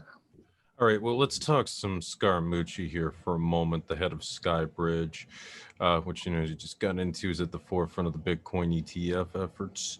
For those of you unaware, Scaramucci was briefly Trump's communication director, I think for all of 10 days or something like that, before he was forced out. Any thoughts on the Scaramucci guy turning up here, John? Okay, so what I want to say, some people might be like, well, what is he talking about? But they got a proven track record on my research. So, okay, so with Scaramucci, I believe, and this was, also put forth by a good friend of mine, Jason from Argos. I've had him on my show, my YouTube channel, we've read. It's my belief with Scaramucci that, okay, so Mike Cernovich had two sources in the White House. One was Stephen K. Bannon, and the other was Scaramucci. And I know if you Scaramucci went off on Bannon and blah, blah, blah, blah, blah.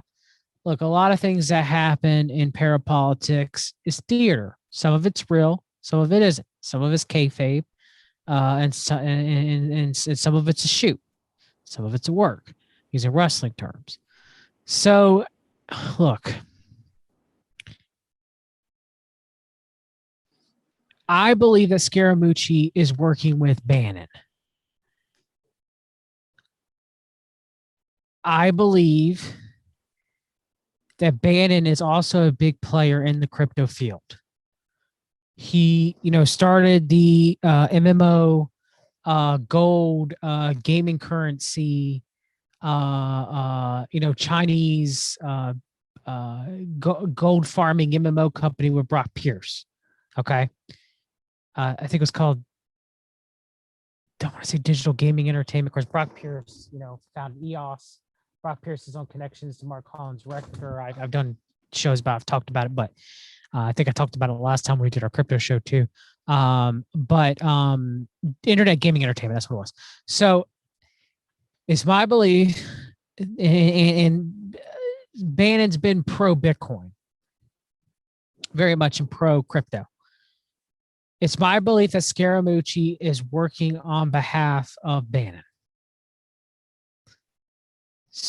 And I think that he was the kind of like, he went in there and then got fired in the White House. It's just a weird thing, but it doesn't surprise me that Scaramucci's put in this position. And I think it's on the behest of Bannon. And I will say that there is some truth of what people like Dave Troy say on Twitter, that some of the leftists are concerned about crypto because it's a giant money laundering scheme by people like Peter Thiel and Elon Musk, among others. And they're right. I mean, they don't hold accountable on the left side of the world order that me and Clay would also rag on too, and say that they're all a part of it. But he's not wrong. So it's my belief that the mooch is working on behest of Bannon. Clay, did you have anything to add to that? No, that wouldn't surprise me. And to add to that, I would say this. I never ever bought Bannon's exit from the Trump White House, even when, like John, I was a massive Trump supporter. I will disagree with John in that I do support certain people from the Trump cabinet who I believe are sincere about some of the doctrines that I believe with there. But I'm not. May I ask whom? I'm just curious. Stephen Miller, I think, if anybody. Again,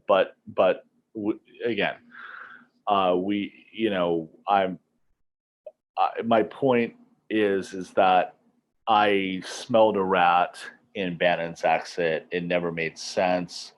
I mean, he was the one who got Trump elected, and the fact that he was so supportive of him afterwards, it never made sense to me. And also, like, Scaramucci came in there, and then he gave that interview with you read that, right, Brisson? The interview that he gave where he acted like a 55-year-old bro. I'm not Steve Bannon. I'm not trying to suck my own blank. Yeah. It seemed a little bit too much like, you understand, like, it wasn't believable. And I think it was what we call kayfabe. Right. Yeah. so theater for the masses. That makes total sense, that it was a well-orchestrated exit, and that he was, it makes sense why Bannon left. He was on the ground doing grassroots media stuff, right? And then maybe Scaramucci's role was to get back into Wall Street and do some reconnaissance work there and kind of report back to Trump. So I can't disagree with that at all. And I think it does make sense. And it also makes sense in light of, and I'm not using this to defend Trump, but I do think a lot of his tweets were used as means to distract the media and send them on tailspins. So it all adds up. Yeah. I'm not going to say you're wrong there. Trump definitely did enjoy trolling the media, that's for sure. But while we're on this, the topic of this whole milieu around Steve Bannon, let's get into Brock Pierce a little bit here. He's been a pretty big player in the crypto field. John, what do you got for us on Brock? Yeah, I think we discussed Brock last time, didn't we? But no, we just talked Brock privately. I don't think we really got into him full blown the show, but oh, okay, yeah.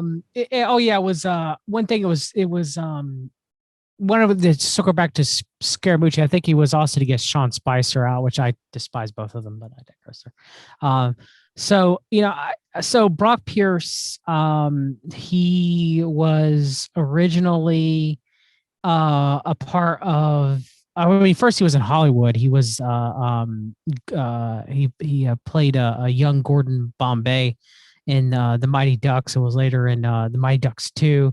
And then he was in First Kid with Sinbad. I forgot his name, his character in Sinbad. And then, so he was in Hollywood. He retired from acting. And then he joined with Digital Entertainment Network with the pedophile Mark Collins Rector and Chad Shackley. They started Chad's World, which was like one of the first shows that was on Den. That was about and Den was like it was going to be on the internet. It was like shows on the internet, and Chad's World was a show about gay teenagers. And then there was a whole issue with the initial price offering with Den, and there were sexual allegations that came out against Mark Collins Rector, who was good friends with Bryan Singer. And those executives, resigned and then folded. And then Mark Collins Rector brought against charges, but would later flee to Europe. It's my belief that Brock Pierce was sadly used and abused in Hollywood, but that doesn't excuse the eyebrows that are raised towards Brock Pierce in later days of wondering if, he continued on, allegedly continued, what was done to him, should I say, by people like Mark Collins Rector, because there were some allegations about Den employees and Pierce and Mark Collins Rector and Chet Shackley, but I digress. So Pierce would later form the internet gaming entertainment I mentioned earlier, MMO currency selling, sell gold farming in China, through World of Warcraft, a massively MMORPG by Blizzard, and one of the main funders into IGE was Stephen K. Bannon. And Stephen K. Bannon also, because he was the one who seeked venture capital for IGE, because Bannon used to work for Goldman Sachs. He supposedly received some of the money for the start of IGE on the behest of Bannon, because Bannon also met with Epstein multiple times, but I digress there too, was from Mark Collins Rector, the pedophile. So later Brock Pierce would go to, he would found Blockchain Capital, which was a venture capital firm. And then would later do the initial coin offering for what would later become EOS.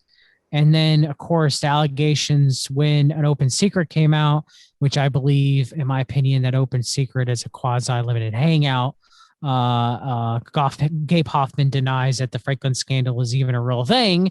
So you have the Block One Foundation, who Pierce was a co-founder of.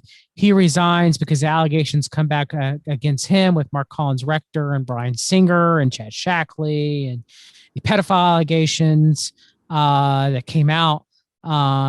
So yes, I mean, I think out of that whole group, and I could be mistaken, the only one who was convicted who did fled was Mark Collins Rector.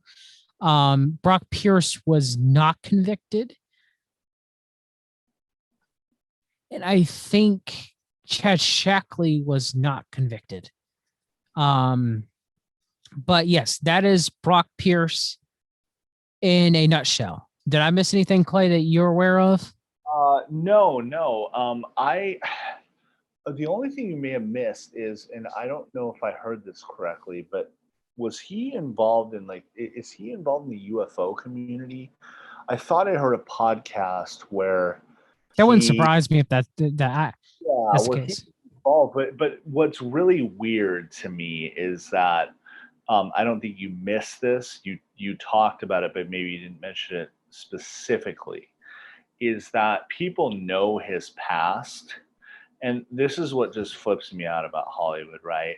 Is that it's only about who you know what your worth is. If you rape somebody, if you had sex with a 12-year-old girl, if you engage in gun running, that's okay as long as you're powerful and rich, you know the right people, right?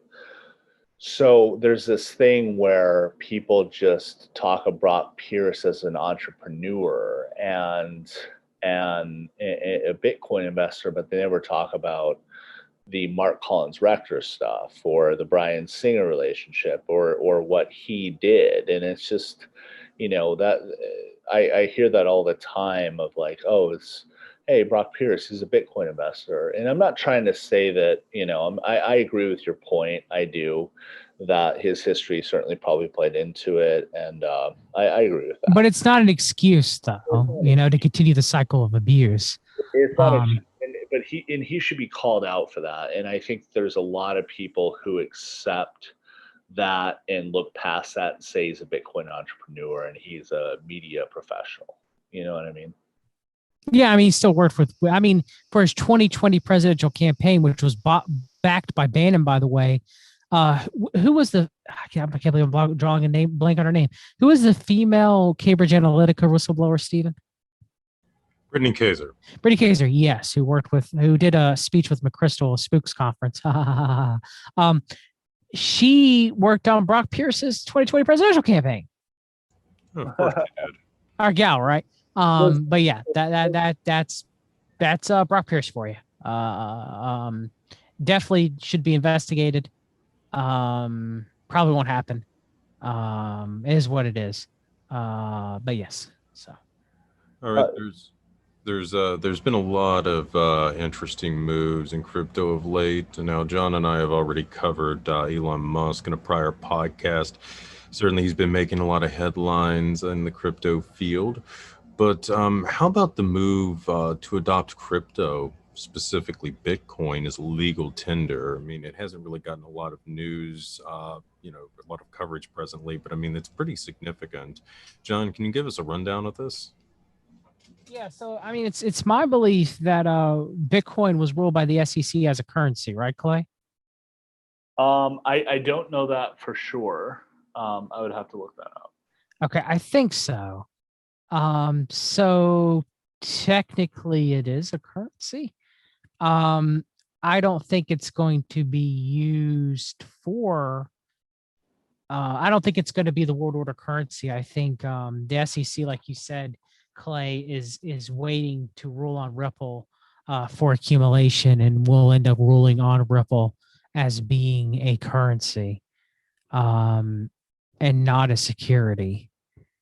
So when that happens, Ripple is going to be used by the banks. It's going to probably be, I mean, I mean, there's a possibility it could fold. It could be rolled. They could move on to something else. They could move on to reserve rights. It's possible that all that shilling on 4chan and QAnon. Look, there's some people that, as crazy as this sounds, there's some people who have even theorized that Ripple may be the Nasara Gasara currency, Steve, and I crap you not. Really? Yes. Fascinating. Does that surprise you? No, not at all. Not in the slightest, John. So, but then again, I mean, it could replace our Federal Reserve dollar, right? I mean, yeah, I mean, in a way, it could turn out to be that in a way. So roundabout. Its own like Church of the Latter-day Saints NFTs or something like that. I mean, that would be perfect. So, I mean, it's possible it could be the world reserve currency. Who knows? Reserve rights could be that. Reserve rights could just be for the third. I mean, look, I don't think Bitcoin is going to be the currency they use. Are they going to use some sort of crypto that exists now or exists in the future? Yeah. Fractional reserve banking's run its course. It's going to collapse and they got to move to something else. So this is what they move to. My guess, Ripple's going to win. Reserve rights could win. Stellar could win. Something's going to win. Maybe something that doesn't even exist now is going to win. I don't know. Maybe there'll be U.S. reserve coin. Who knows? But it ain't going to be Bitcoin. I mean, Ethereum probably will flip Bitcoin eventually. But yes, one day there will be a cryptocurrency reserve coin. Maybe one for the entire world.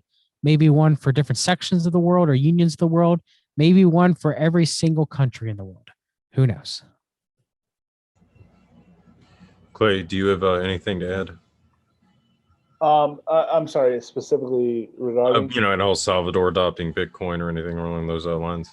Oh yeah, I mean, I think that Bitcoin will be adopted by a lot of countries. I think that what we'll see is the main thing we'll see, the new pattern once we enter the super cycle, which we may be entering right now. Bitcoin hit $40,000 while we were on this podcast tonight. It's now at 38, but I think what we'll see is a lot of developing nations, central banks putting 1 to 4% of their reserves into cryptocurrencies. And I think accepting Ripple. I do think Ripple and Stellar will be two of the biggest ones. If you don't mind, I'd like to offer my theory on CBDCs here, central bank digital currencies. Well, hold on a second. We'll get to those here. Okay. Sorry about that.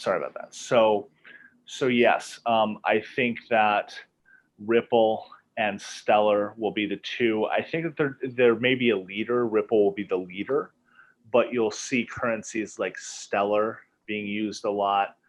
And I will make a prediction that the reason Walmart is getting into fintech is because they're trying to create a Western Union system using, that was announced, I think, about 6 months ago.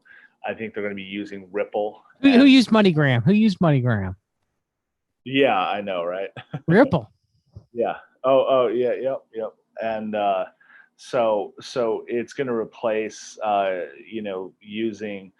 sending just cash. Instead, you'll go and put cash into an ATM and buy Ripple and send it over. And, it'll be more secure. It'll be tied to mobile phones and whatnot. And also, who had partnership with fintech too? PayPal. PayPal. Yeah. Sorry. Yeah. PayPal. And you have reserve rights, Peter Thiel, Coinbase. It's pretty much what's happening down there in Venezuela. Yep. You're having hedge against, because Venezuela has strong hyperinflation. People are using reserve rights to exit and enter and peg and stable. I'm just saying it's one of these coins are going to win. Yes, yeah, I would agree with you, but I think that whoever wins, there will be other options too. And whoever wins, we lose. Unless you invested in it, you win. But in general, we lose as a populace. So well, I think again, and we can get into the great cash flush theory I have. But once money flows out of cash and into crypto, I think it's going to be a tide that rises all boats for a long time. And yes, Ripple may be the quintessential go-to crypto for bank transfers across the world, but Stellar will be a few steps behind, as will be maybe like a Cello Gold will be like 5 steps behind. Mopping up the third world countries that don't adopt Ripple. Probably, yeah. All right. So another curious development of late is the rash of sudden deaths. John McAfee bought the farm on June 23rd. He certainly became one of the most vigorous proponents of crypto in recent years. Elsewhere, Marcia Popescu, one of the world's first Bitcoin billionaires, drowned off the coast of Costa Rica several days afterwards, from McAfee's death. So any thoughts, guys? John, do you want to start off? Yeah. I don't know.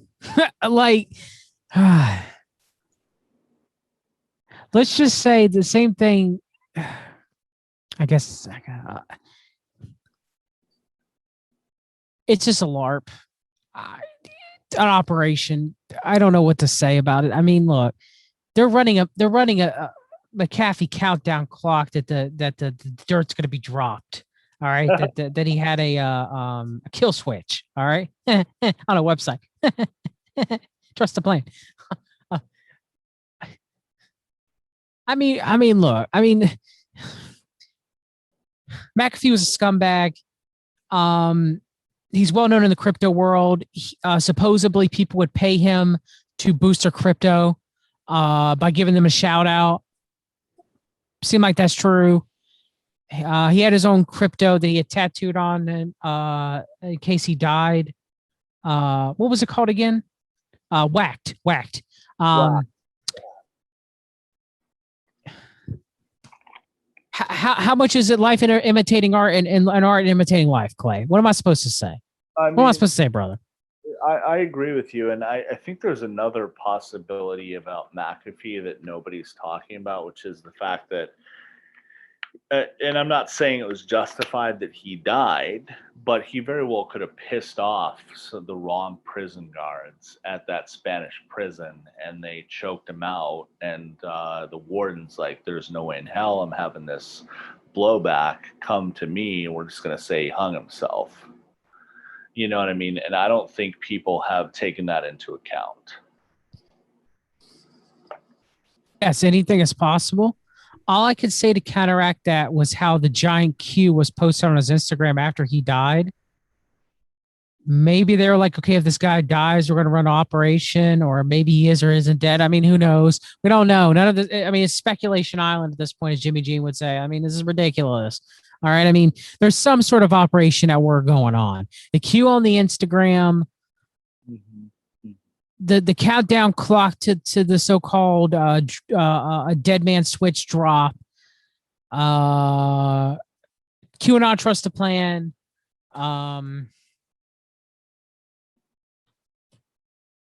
seems like another operation. Or he just died and it was an oopsie and they ran with it. Who knows? I don't know. I got nothing. Yeah, I mean, the thing about the whole McAfee thing is the only person who I thought legitimately had really damning stuff on the government was Julian Assange, and nothing ever happened from that. And so John McAfee was just a rabble rouser, and he was insane. I mean, he used a lot of drugs, and he said he had a predilection for underage girls. Lord knows what he's done. I mean, does anybody really think that John McAfee was our guy? He's just a degenerate part of the world order. He really is. And I think, I don't think he was a part of the world order because I don't think they would have ever accepted him. He was just a punk and a guy. Okay, yeah, that's true. He could have been a loose cannon, He's just a loose cannon with really some serious moral issues. And look, I don't want to say that I know the truth of what supposedly happened in Belize, and I'm not going to comment on that other than to say that there were accusations, and in line with his character and his past, it doesn't depart from his previous actions. So he's not one of us. And I don't think he ever had any evidence. I think it was always a troll. I think it was always him being a punk, slipping the middle finger to the Greenwich, Connecticut crowd, the New York City crowd that would never accept him. And that's all it was. I'm convinced of that. Now, Clay, you also thought that there were some other, kind of interesting moves happening to the crypto community. Like some of the data servers were burned down recently or something to that effect? Well, no, before I get into that, if you don't mind, there is a very suspicious crypto death that I'd like to get into. Go for it. It's this guy named Shuvro Biswas, who is 31 years old, and it's on Dr. Joseph Farrell's website. He's a Death Star. He goes into it. I'm actually looking at the article right now, and apparently, he's a super brilliant guy, and he's working in security for cryptocurrencies. And his brother became very concerned because he started to do some really weird things. Like the management of his building said that he, just months into his lease, he engaged in numerous incidents of escalating offensive nuisance type conduct that threatens the lives, health and safety of the building staff and the building property. And then he also allegedly brandished a knife, smeared blood in the building elevator, illegally installed surveillance cameras and alarm system, scattered bullets throughout the building, and filed multiple false reports of intruders with the police, one of which saw him greet responding officers by brandishing a sword. So there's no history of mental illness with this guy. His brother becomes very concerned. So his brother says, we tried to convince him to the best of our abilities to seek professional help, but he always denied that he needed psychiatric help. And then he was going to a neurologist. That's the key point here. But he wouldn't say for what. So it is my contention that he went to see a neurologist because a neurologist can provide concrete brain electrochemical evidence of insanity, right? A psychiatrist or psychologist is merely interpreting your insanity based on conversation. So that point here is very key. Or he's trying to use MRIs to see if he has any type of like brain tumor, for example, which could change one's mental cognition. Or a brain tumor, and I guess it could have been, but it goes on to say that Biswas said his sibling, this is the brother of the guy that was deceased, Biswas said his sibling was self-employed and most recently working on a cryptocurrency security program. And online profiles show that the younger Biswas also dabbled in artificial intelligence. So, look, we don't know what happened to this guy. It could have been a brain tumor. Obviously autopsies don't have MRIs, so they can't do brain scans. We don't know if it was a brain tumor or not. But this has all the hallmarks to me of, this guy never had a history of mental illness, okay? He's 31 years old. This starts to happen in this apartment in New York City, has a big job. I think the guy was a PhD, and he starts to degenerate like this. So my question is was he a victim of some kind of microwave technology or some kind of low frequency weapon to where he was targeted with some kind of waves that made his brain insane? And the other question is, which we don't know, is what was he working on in cryptocurrency? So I don't want to offer that as being a definitive weird death in cryptocurrency, but it begs the question. Certainly. And do you want to get into the data servers now and some of the things that have burned down?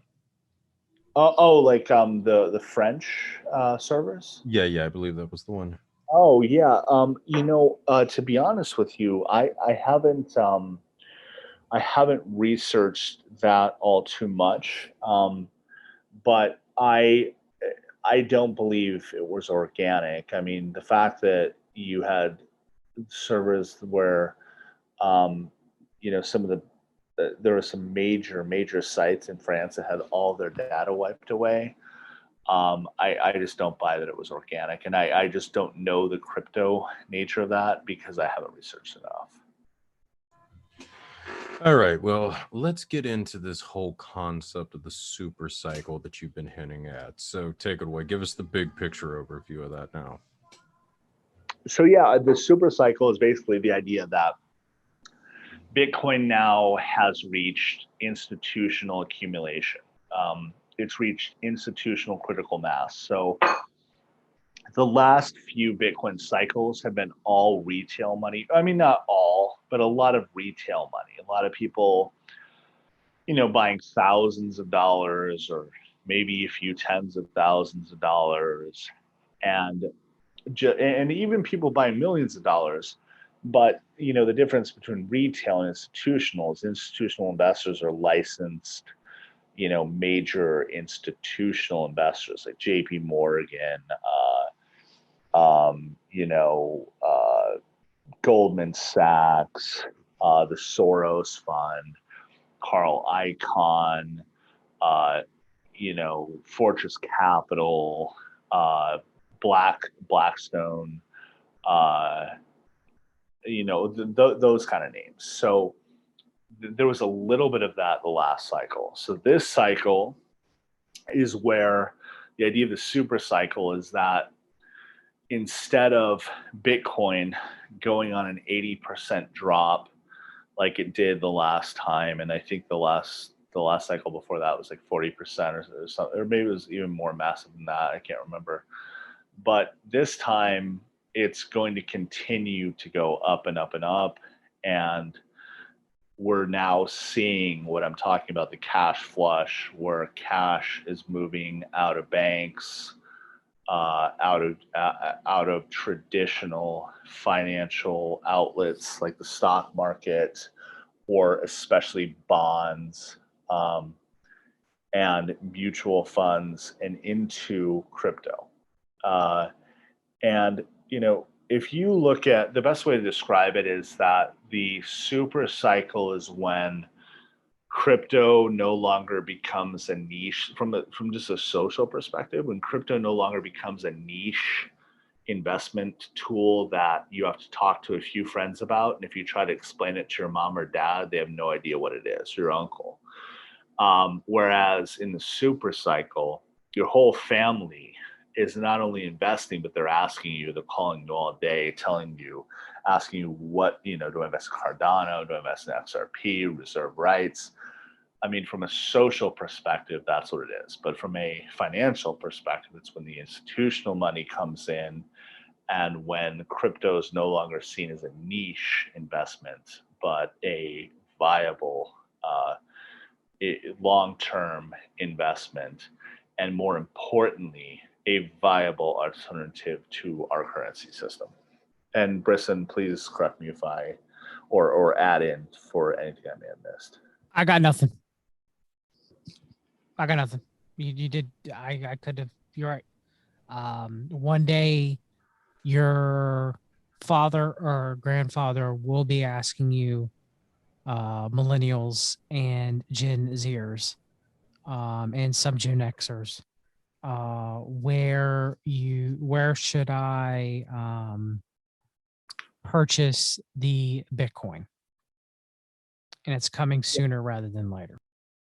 Yeah, I mean, Brisson, I would argue, I think we've seen it. Like, I mean, Recluse, you were asking me and Brisson about it a little bit ago. My brother asked me about it like 3-4 months ago. I never ever thought my brother would have gotten into it. I had multiple friends who come from very strong financial backgrounds asking me about it and getting into it. So we're already seeing the seeds of it just from our own interactions. Did you see the same thing, Brisson? And yeah, that happened when it went back up to around 60,000. People started asking. Yeah. Then it went down, and people were like, Yeah, it's sold. Yeah. They'll know when it goes up to 100 to 200,000. Yeah. Start, but yeah, eventually, it will be like stocks. It'll be like Tesla or Apple or. Yep. It's going to reach that, and institutional adoption and then public adoption. So. I mean, it seems like we're possibly on the cusp of the institutional adoption with the ETFs, as Clay's been alluding to earlier here. Yes. All right. So, we're on the verge of the most significant financial revolution the world is going through since probably the end of the Second World War. Cryptocurrencies are one of the factors driving this. The other are central bank digital currencies, or CBDCs. These are the next phase for fiat currencies. Clay, can you give the kids at home a rundown of the CBDCs? Sure. CBDCs are central bank digital currencies. They are issued by the prevailing central bank, whether it's the ECB, European Central Bank, or to be honest with you, and I apologize about this, I'm not too familiar with who's actually issuing USD. Is that the Federal Reserve, Brisson? I mean, I buy most of my stuff in Tether anyway, so You talk about USDC? yeah, USDC. Yeah. No, USDC is it's backed by, they claim, financial institutions. Visa, for example, is the reason why you can use your Coinbase card in USDC is because Visa has allowed USDC to settle transactions on their network. Okay. So, Gotcha. So yeah, I think so the and it Federal says Reserve- it's founded by a consortium called Centra, founded by Circle, includes members from Coinbase and Bitmain. So yes. okay, gotcha. So yeah, well, in the future there will be a Federal Reserve central currency, maybe FRC or something, or that, and that will make it. The idea behind CBDCs, what they say it is to provide stable digital currencies. To interact with digitally, to make it more easier for boomers, and I don't mean to use that in a negative term, but boomers and older people to put dollars on their phone and use QR codes and go buy things when the cash supply starts to decrease, which we're already seeing that in the change shortage. So that's what they say it is. They say it's just merely converting physical fiat dollars and savings deposits and checking deposits and whatnot into digital currency. What I believe CBDCs are is a means to allow for more people to buy cryptocurrency directly. CBDCs, their entire design was to, first of all, they're going to get rid of cash, even in America. I know it's hard to believe, in about 10 to 20 years, maybe sooner if there's some kind of shock event. But CBDCs will be the only method of exchange. And I'm not saying that's a good thing. I want to be very clear about that. I do support cash, and I hope it goes as long as it can.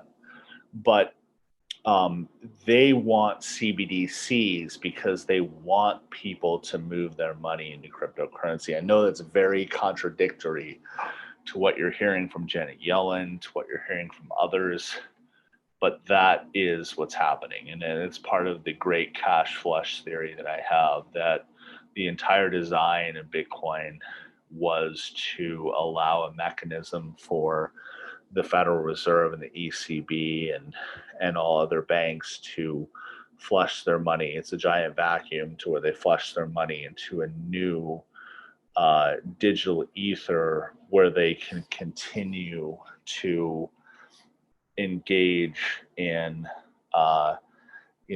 fractional reserve lending may not be the right term because that will be a lot more difficult in cryptocurrency, but just maybe overstated valuations, or at the very least, they can perpetuate derivative systems at the very least through the new cryptocurrency world economy. And they can, by the way, I want to be clear, they can still engage in fractional reserve lending, but it's going to be very difficult because the standards have already been set by DeFi. So it's merely a wealth transfer where they're going to find more value in the currency when they transfer from their whatever the country's fiat currency is into crypto. So really it's a value transfer, and sure, they can engage in derivatives too and come up with some schemes of shorting and doing futures and stuff like that. And they will continue to do that. And there'll probably be mortgage-backed securities through crypto and things like that. And then, when we have space mining, I'm sure there will be like space mining futures contracts and things like that. So they will be able to do some of their tricks, but I don't think the fractional reserve lending trick will work as well in the crypto world economy. I hope that answered the question. Yeah, no, absolutely.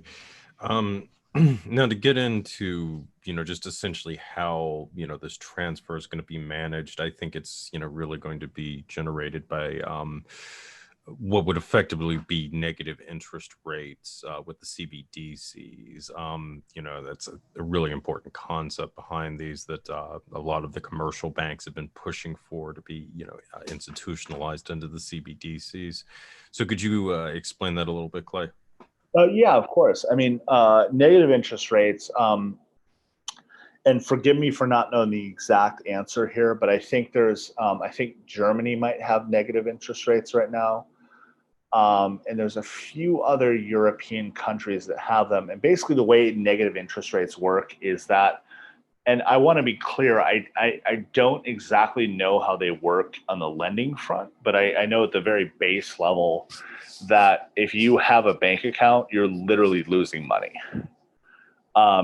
And so you're incentivized exponentially, at least in not mathematically, but exponentially in the fact that I need to get my money the hell out of here, to move your money into venues or avenues where they're going to earn money based on your savings, right?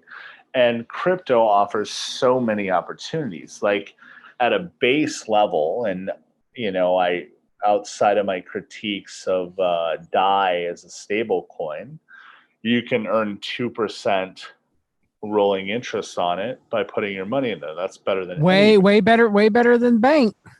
Way better than banks. And my favorite, one of my favorite cryptocurrencies, by the way, is Tezos. And Tezos, you earn above 4%. I don't know the exact number. I think it's like 4.3% or something. But you earn 4.3% interest that accrues, I think, every 45 days. So, I mean, at a base level, like even if you don't want to go into the Bitcoin arena or Ethereum or any of the other big cryptos, or you don't want to go to crypto.com and stake Cardano or anything like that, which, by the way, the staking rewards are way better. Almost anything in crypto, even if you're investing in a crypto that's losing money now, is better than being in a bank and just having your money Got a hold dollar cost averaging. Yep. So yeah, negative interest rates are designed to drive money out of savings. And again, I don't know the exact mechanics of how the loan structure works on that. Brisson, do you have any understanding of that? Like in a country that has negative interest rates, how the loans work? I mean, I would think they're like 2 points above prime, right? So talk about Japan. Yeah, Japan, or like I feel like, isn't Germany negative right now? I offhand, I really don't know how it works with Japan. I know Japan's been negative for quite a while. I don't know offhand. No, not myself. Yeah, but I mean, I think we can assume that if it's negative, right, you're gonna have banks lend at a base rate of 3%. I don't think any bank would lend at anything below 3%, or at the very least 2%. So it'll just keep loans, in theory, at extremely low levels. And again, I want to research the exact numbers here, but so zero interest rates supposedly means that you don't have to pay the bank anything, but the bank will not pay you anything, no matter how low it goes. Right. And the bank always has the right, though, like in America, to lend at their own rates. It's just a matter of how competitive the market is. And I mean, that's what interest rates really do, right? Is they they set the benchmark for the lowest possible rate a bank can lend at, and it just depends on your credit score. And in super low rates, banks are going to have their minimums, and they'll use that to be the benchmark for what they lend. So basically in brass tacks, negative interest rates mean that effort is designed to get people to move their money out of savings, at the very least. I mean, I think effectively what you'll see happen, I mean, is it's going to further encourage people to move their money out of fiat and, into crypto market going forward, probably. I mean, Of course. in the next 5 to 10 years. I mean, as more and more CBDCs are rolled out, China, of course, has already done that. So, the process is, it's currently unfolding right now, folks, and it's a lot sooner than a lot of people realize. Just one final thing is, I mean, what do you really see the future holding for the banking sector? I mean, it seems like it's going to be very different in 10 to 15 years. Because I mean, on top of everything else, I believe, you could theoretically do loans and that type of thing through some of these blockchains, right? Well, they already are. You have Bitcoin based loans. You used to have lending platforms like Salt, but Salt went under. I think they didn't Salt come under fire by the SEC too, Clay? I think they did. I think they did, but there's so many good options. But you have Celsius right now, right? It's one of the biggest ones that you can. I mean, that's one way that you can avoid taxes is by taking out Bitcoin loans and effectively never paying them back if you so choose. And it'd just be load money, so you wouldn't pay taxes on it. Allegedly, I'm not an accountant, but I mean, yeah, I mean, you could do Bitcoin based loans right now, just certain lending platforms. Yeah, I mean, like for example, I use a company or a platform called Nexo, and I took out a lot of loans on Nexo, and you can take loans at 50% of the value of your crypto. The main one a lot of people are using is Aave or I don't know how people say it, but Aave, I guess. And then you can go to Compound is another one. What's the other one? Bit something, I can't remember. But DeFi is really great in that it's not fractional reserve lending. They're actually doing the opposite. It's actually over-capitalized lending, to where you have to provide the capital to lend to yourself, and then you're taking out loans at half the value. And then there are sites like Compound that do lend you crypto. BlockFi is another one. BlockFi, that was the one I was looking for. BlockFi, Nexo used to have Salt. Salt went real high and then it dumped. Yeah, and the cool thing about DeFi is that you have it now with Aave and others, is that so when people buy tokens of a DeFi lender like Nexo or Aave, they're essentially staking loans from other people. So there's a double layer of capitalization. There's the layer of capitalization where you're putting in your own crypto and taking out half the value in loans, right? And then the people who buy the coins of Nexo, which, by the way, not financial advice or anything, I would highly, I'm very happy with buying a lot of Nexo tokens. I think Nexo is going to be a mainstay in America for DeFi. And same with Aave as well. I haven't bought any Aave yet, but not financial advice. Do your own due diligence, please. But I love that double layer of capitalization, so that, and that is, to answer your question, Recluse, that's the future of banking is actually over capitalization, to where, and I think the next step is actually a little bit different, where let's say I want to take out a loan for 5,000 to, I don't know, just, if I have a good credit score, I want to take out a loan for $5,000 just to cover expenses for whatever reason. Let's say to pay for a vacation or to pay for a move to a new job or something. I would go to a decentralized finance site. I would apply for a loan.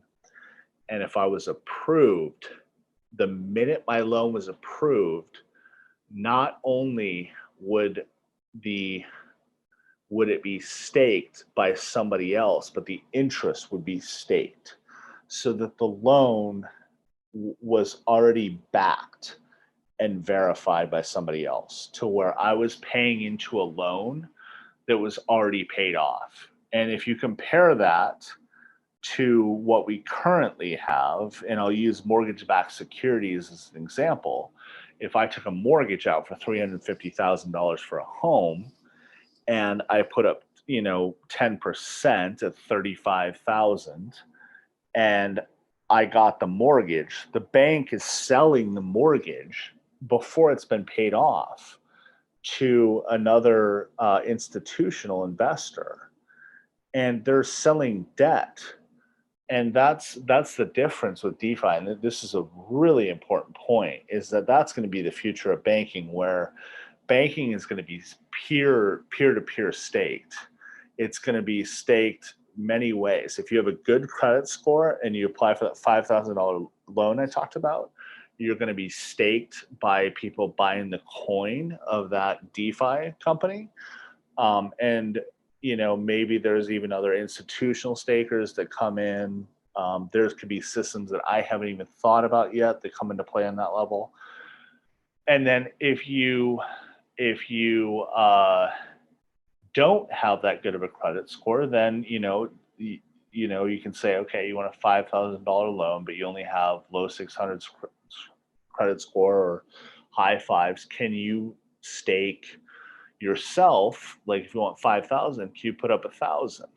And if you can put up 1,000, then you can take the loan, and then you put an extra layer of protection on the loan.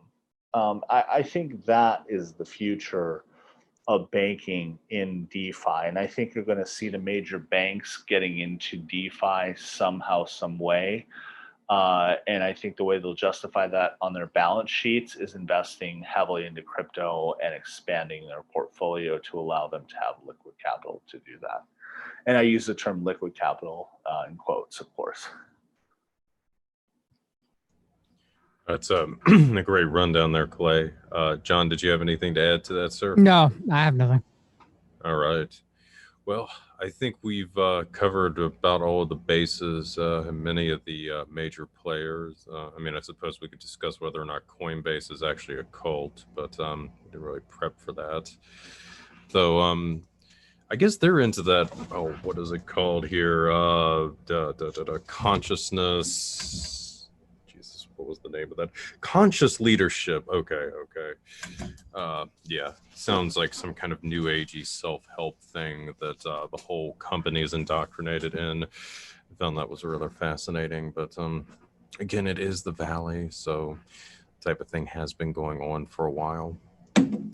Well, anyway, on that note, I suppose we will wrap up now. As always, thank you guys for listening, and good night and good luck to